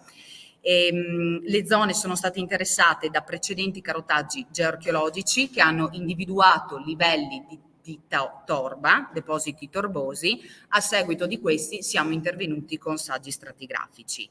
A parte in alcuni contesti dove c'era stato un forte rimaneggiamento dei terreni superficiali, tutti i livelli torbosi, diciamo, che sono quelli per noi interessanti perché contengono il materiale archeologico imposto, sono stati poi scavati, identificati e quindi sono stati messi in correlazione in tutti i saggi che noi abbiamo fatto, sia in un'amministrazione che nell'altra. In tutti i casi preleviamo campioni di sedimento per le analisi sedimentologiche e anche per le datazioni. Tra i reperti, diciamo, che vi propongo, anche se non vi parlerò a lungo di litica perché io sono archeozoologa, quindi studio ossa di animali, ci sono questa macina che recuperammo proprio nel 2019 a Revine, una macina in pietra, e questa serie di strumenti in selce, alcuni dei quali presentano una pattinatura molto evidente sulla superficie. Quindi con l'aiuto dei nostri colleghi liticisti siamo riusciti a capire che in alcuni di questi saggi c'era stato un rimaneggiamento dei materiali che era stato esposto a condizioni subaeree per molto tempo, quindi in realtà non tutti i reperti che noi abbiamo trovato in selce si trovano in contesto di deposizione primaria. Quindi vediamo come è fondamentale la collaborazione e l'apporto di tutti gli specialisti del settore per poter integrare i dati e fornire poi le interpretazioni finali. Tra gli animali che abbiamo ritrovato tipici, diciamo, dei contesti palafitticoli, quindi un contesto in cui l'uomo sì continuava a cacciare, ma soprattutto si dedicava ad agricoltura e allevamento, troviamo sia animali selvatici che domestici, caprini, suini, bovini generalmente, però troviamo anche una serie di animali selvatici, tra cui l'orso, che si ripropone anche quest'anno nel sondaggio, nel saggio, nel settore di scavo che stiamo scavando. Quindi vuol dire che l'accesso alle aree boschive limitrofe era ancora molto accentuato perché c'è presenza notevole di fauna selvatica. E dagli studi che sono stati fatti, che verranno pubblicati entro gennaio del prossimo anno su preistoria alpina, il professor Marchesini, che ci ha fatto lo studio dei semi e dei carboni, ha notato una notevole varietà di piante sia coltivate che selvatiche, quindi che ci aiutano a ricostruire quello che era il paleoambiente del tempo. E questi sono appunto dei semi, dei gusci di nocciole che troviamo in gran quantità anche nello scavo che stiamo facendo attualmente. Nel 2020 abbiamo fatto altri interventi, sempre nelle aree limitrofe a quelle dell'Istmo, diciamo, e anche in questo caso abbiamo sempre incontrato gli stessi depositi torbosi, quindi quando noi troviamo la torba riusciamo a mettere in correlazione tra di loro i vari saggi e a dare le varie indicazioni. Quindi si tratta di un abitato in realtà molto più esteso di quello che si era pensato sino ad oggi. Anche in questo caso riusciamo a recuperare moltissimi frammenti di fauna ma anche di ceramica che all'interno dei depositi torbosi, essendo in zona umida sott'acqua, si conservano perfettamente. Questi sono tra gli ultimi interventi che abbiamo fatto sempre nel 2020, quelli che avete visto fino ad ora in comune di Revine Lago, questi in comune di Tarzo. Quindi quando riusciamo ad approfondirci che l'acqua non sale troppo, quindi ci impedirebbe anche di fare diciamo uno scavo in zona semi-umida, quello che troviamo sulla parte, diciamo, basale di questi strati sono una serie di pali verticali e orizzontali che rappresentano proprio i resti degli antichi insediamenti palafitticoli. Parte di questi campioni vengono poi portati in laboratorio anche per le datazioni e l'analisi per sapere di che specie legnose si tratta. Anche in questi anni abbiamo raccolto numerose quantità di reperti, moltissimi di pesce che sono ora in corso di studio, Tutta la terra che noi scaviamo viene messa in secchi, viene lavata, setacciata e anche flottata. Cosa vuol dire la flottazione? Che riusciamo a recuperare campioni millimetrici di semi che possono essere di notevole importanza per un'esatta ricostruzione paleoambientale. L'anno scorso infatti abbiamo trovato anche dei semi di vite selvatica che abbiamo portato in un centro di studio di Conegliano collegato con la scuola vinicola del Cerletti, perché possano farne l'estrazione del DNA e raccontarci la storia di questi semi. Nel 2022, quindi a partire dall'anno scorso, ci siamo concentrati maggiormente in quella che è il comune di Tarzo e la località di Colmaggiore. Le due aree con il reticolo blu che vedete sono state interessate anche da indagini geofisiche, quindi con i colleghi di Padova e con i colleghi di Ferrara sono state fatte una serie di prospezioni su oltre 7.000 metri quadri di terreno.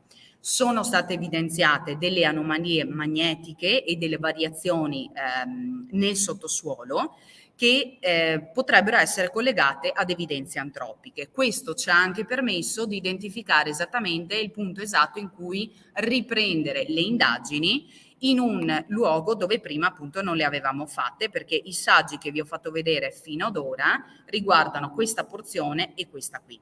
Quindi da quest'anno ci troviamo in un settore di scavo collocato proprio in questo punto.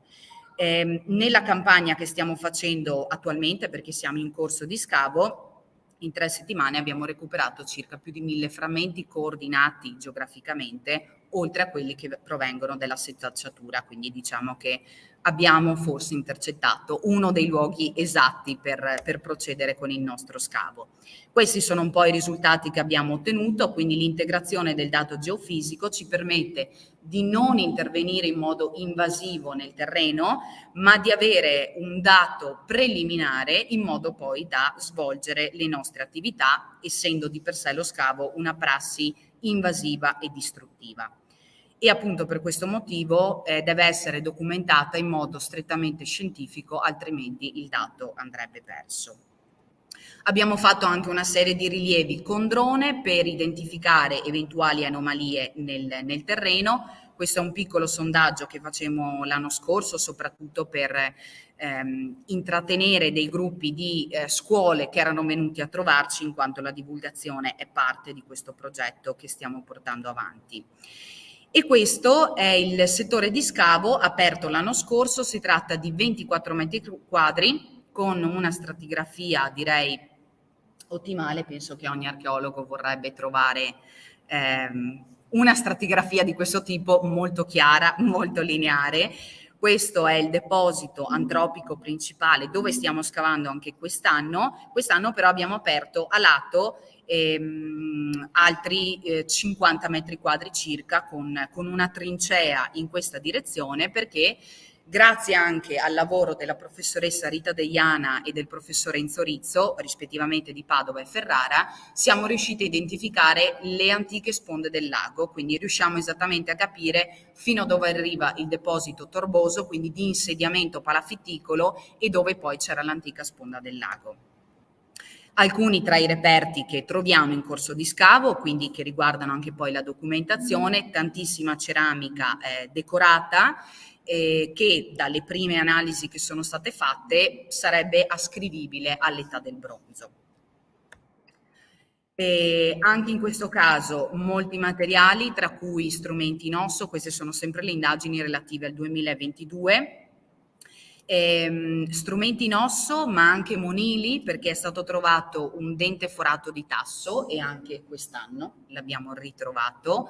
Delle perline in osso lavorato che sono attualmente in corso di studio, e molti strumenti in selce, tra cui falcetti e punte di freccia, che ci indicano appunto una produzione con materia prima anche locale, perché la selce proviene dalla vicina Valbelluna, qualcosa dai Lessini e dal Fadalto. Quindi questo materiale poi venne studiato l'anno scorso dalla nostra collega Giulia Conte, a cui riproporremo anche per quest'anno l'analisi del nuovo materiale. E questa è una ricostruzione che abbiamo fatto di alcuni frammenti di ceramica trovati l'anno scorso, che poi verranno esposti in una serie di mostre che proporremo a partire dall'autunno. Come vi dicevo, la divulgazione per noi è estremamente importante, quindi associato a quello che è il dato scientifico dello scavo in sé, proponiamo sempre visite guidate e lo scavo a porte aperte, soprattutto alle scuole del territorio, perché possano venire a vedere come scava un archeologo, come si fa questo lavoro e soprattutto perché la comunità possa avere pieno accesso a quella che è la loro storia locale. E abbiamo presentato in numerose conferenze, in numerosi progetti anche finanziati dalla Regione Veneto. Quest'anno, tra l'altro, la Regione ci ha inserito all'interno del programma Grandi Eventi per un'iniziativa legata al centenario del primo ritrovamento, quindi avremo da parte loro non solo il sostegno economico che ci aiuterà a promuovere tutta una serie di attività divulgative, oltre agli sponsor privati che ci permettono di andare avanti con la ricerca archeologica. Io avrei finito, però prima di finire tutto, vi propongo un breve video che riassume queste 3 settimane di scavo, in quanto non sono riuscita, essendo in cantiere, a proporvi delle slide più rappresentative. Dovrebbe sentirsi perché parte da qua. Sì. Ok.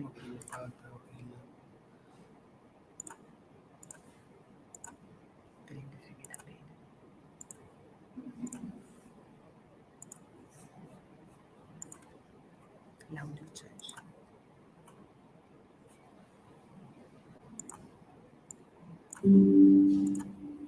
Grazie.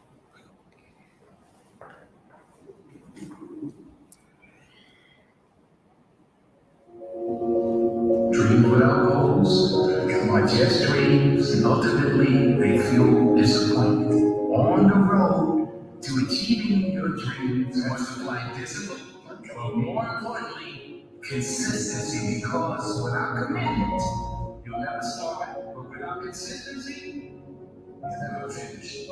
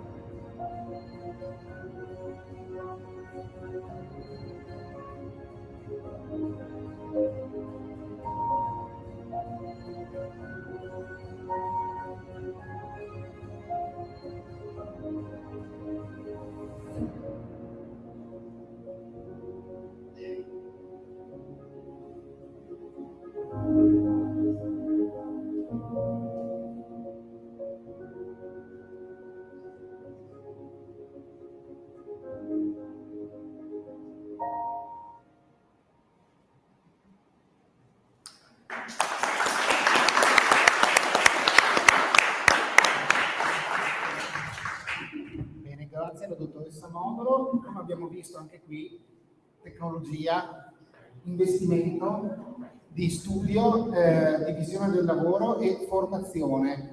Questi scavi scuola sono fondamentali per la formazione dei nuovi archeologi. Quelli che avete visto dietro sono, a parte piccole eccezioni che si notavano per l'età, sono tutti gli archeologi del futuro. E noi dobbiamo dargli la possibilità di crescere negli scavi scientifici perché poi possano anche intervenire in maniera più risoluta negli scavi di emergenza. Però questa formazione è fondamentale.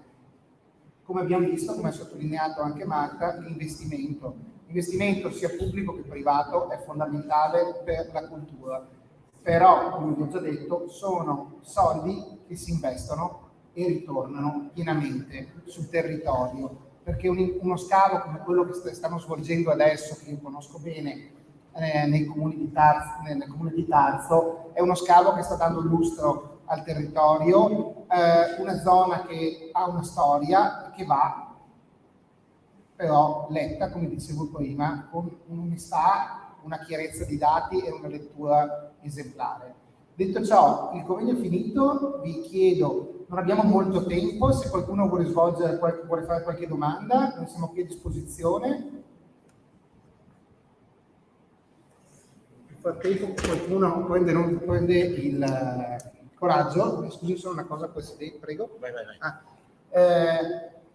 Siamo partiti con il primo intervento del professor Calaon che parlava di archeologia e di paesaggi e siamo tornati pienamente dentro uno scavo a vedere quanto sia importante l'archeologia dei paesaggi, la ricostruzione dell'ambiente antico, anche per rispetto. Vi faccio notare che la valle dove si trova chiamata la vallata si chiama Val Mareno, il cui significato è Valle Paludosa. Nel corso dei secoli le lavorazioni fatte, le bonifiche anche dei moniti di Follina hanno portato che il nome è mutato nei documenti a partire dall'età moderna in Valsana. È una trasformazione, l'uomo trasforma i paesaggi, ma noi archeologi dobbiamo essere là attenti a capire quello che è la scansione temporale, cronologica, importantissima. Quindi domande? Sì? Vieni Giancarlo. Giancarlo è un archeologo di lunghissima esperienza.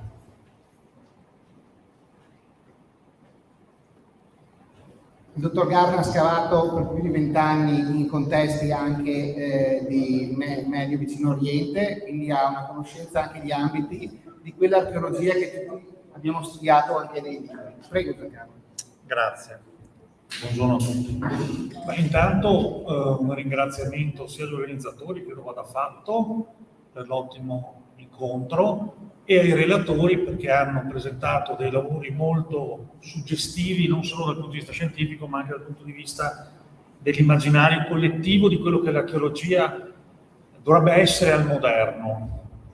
Brevemente, il primo intervento mi ha fatto venire in mente, se ne discuteva prima ma lo propongo a tutti, la percezione dell'acqua che abbiamo nelle nostre città. Treviso meno, ma Padova è completamente cambiata rispetto a quello che era. Perché Padova, grazie al tombinamento nel 1958 del canale di Corno, cioè del vecchio Bacchiglione, i cui porti romani stanno sotto il Bo e sotto il Dipartimento del Santo, è diventata una città dove nessuno percepisce più che Padova è sempre stata, sin dai tempi protostorici, paleoveneti e romani, una città d'acqua, di cui nessuno vede adesso la dimensione dell'acqua e la cittadinanza non la percepisce.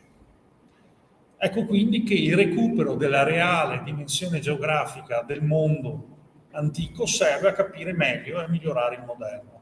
Lo stesso si può dire per l'intervento successivo, perché credo che sia importante avere una visione anche di quello che è la fluvialità. E io mi chiedo da bellunese se questa struttura dei porti non ci fosse in epoca romana anche sopra, che so all'altezza di Lentiai, se queste zattere non ci fossero già in epoca più antica a partire dal bellunese. E qui vi lancio la domanda. Gli altri due interventi ci riportano a quello che è secondo me, ed è bellissimo, l'archeologia moderna e un confronto con il Medio Oriente. Io ho scavato molti canali assiri con la missione di Udine, guidata dal professor Morandi Bonacossi. Ho scavato 3 canali assiri, 2 acquedotti assiri e una banchina fluviale. Quindi come in realtà l'archeologia ci aiuta a leggere l'antico, ma anche ad unire il moderno. Quanto i mondi sembrano lontani, in quanto invece siano vicini nella gestione di un mondo che adesso chiamiamo antropocene. E se c'è una disciplina, secondo me, e qui vi do la domanda, io credo che l'archeologia sia una delle discipline che sta diventando più importanti con la sua multidisciplinarietà e moderne nella lettura di quello che è il nuovo mondo, che non è più un mondo di territorio naturale e antropico, ma un mondo misto, e lo stiamo vedendo. Lo studio della professoressa dottoressa Modulo ce lo insegna, sino a quanti tempo addietro l'uomo modifica l'ambiente. Quindi credo che l'archeologia, e l'archeologia anche dei professionisti, sia fondamentale in questo. Quanto questa nuova archeologia, con la formazione, come che facciamo anche in Oriente, può incidere sul moderno, un po' ne ha parlato il dottor Zanchetta, ma vi rilancio, quanto cambiare, riportare la percezione reale del nostro mondo, quello che era un mondo di acqua, declinato nelle sue varie modi, come abbiamo visto oggi, possa essere aiutato dall'archeologia e possa essere non solo foriero di economico, ma anche di prevenzione in un territorio dissestato idrogeologicamente.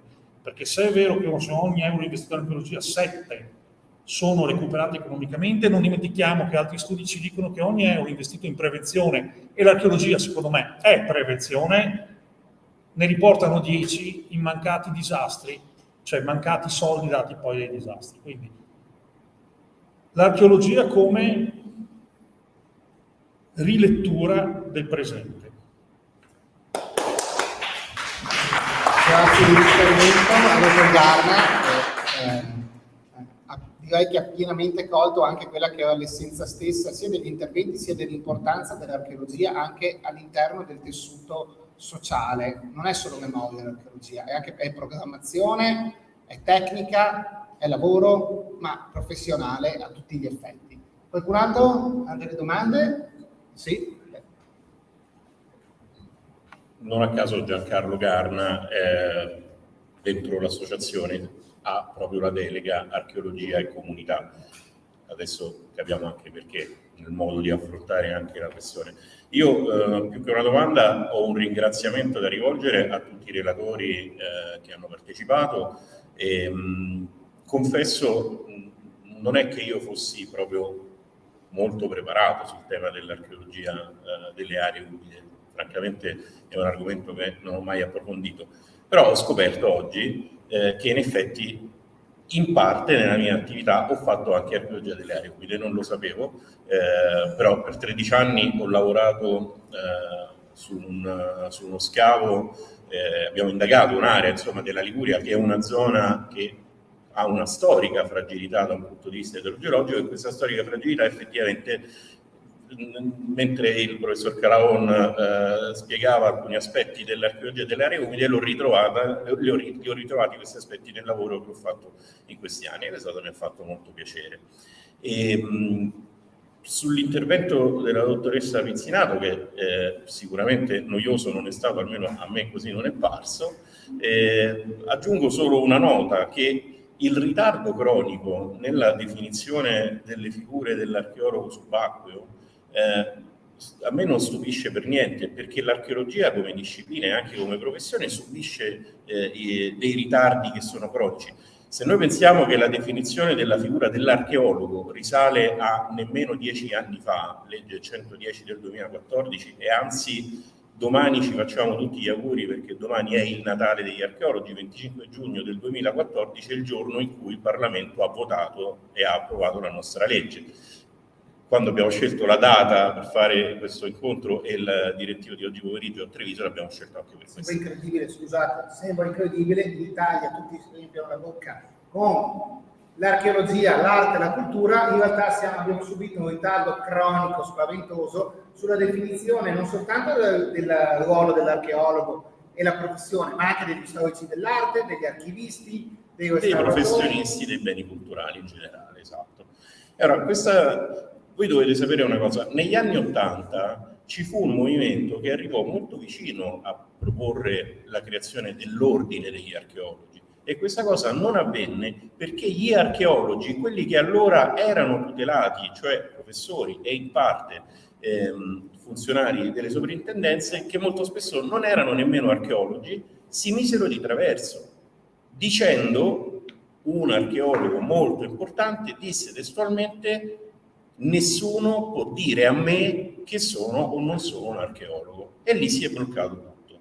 Sembrerà paradossale, ma oggi, 2023, parlando di archeologia subacquea, la storia si sta ripetendo, perché mentre noi, come diceva, non annoiando nessuno, Claudia, ci stiamo battendo e stiamo lavorando per questa definizione dentro gli strumenti normativi, c'è anche chi rallenta tutto, chi dice sì, vabbè, ma parliamone, perché entra in dettagli che non fanno altro che rendere la professione degli archeologi che lavorano sott'acqua più difficile, perché più difficile è la definizione della figura professionale.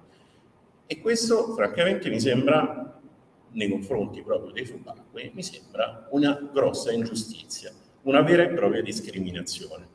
Noi ci stiamo mettendo tutto il nostro impegno e anche questo congresso e quello che è stato detto oggi diciamo, ne è testimonianza.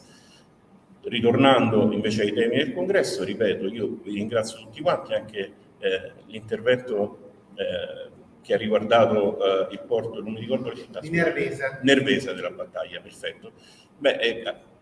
Per noi archeologi questo è un intervento importante, perché ci ricorda che noi non ci occupiamo soltanto del passato più antico e basta, ma che ci dobbiamo, nella ricostruzione dei contesti in cui andiamo a operare, dobbiamo arrivare fino all'oggi, perché se non capiamo l'oggi non riusciamo a capire neanche il passato, e questo vi ringrazio anche per questo.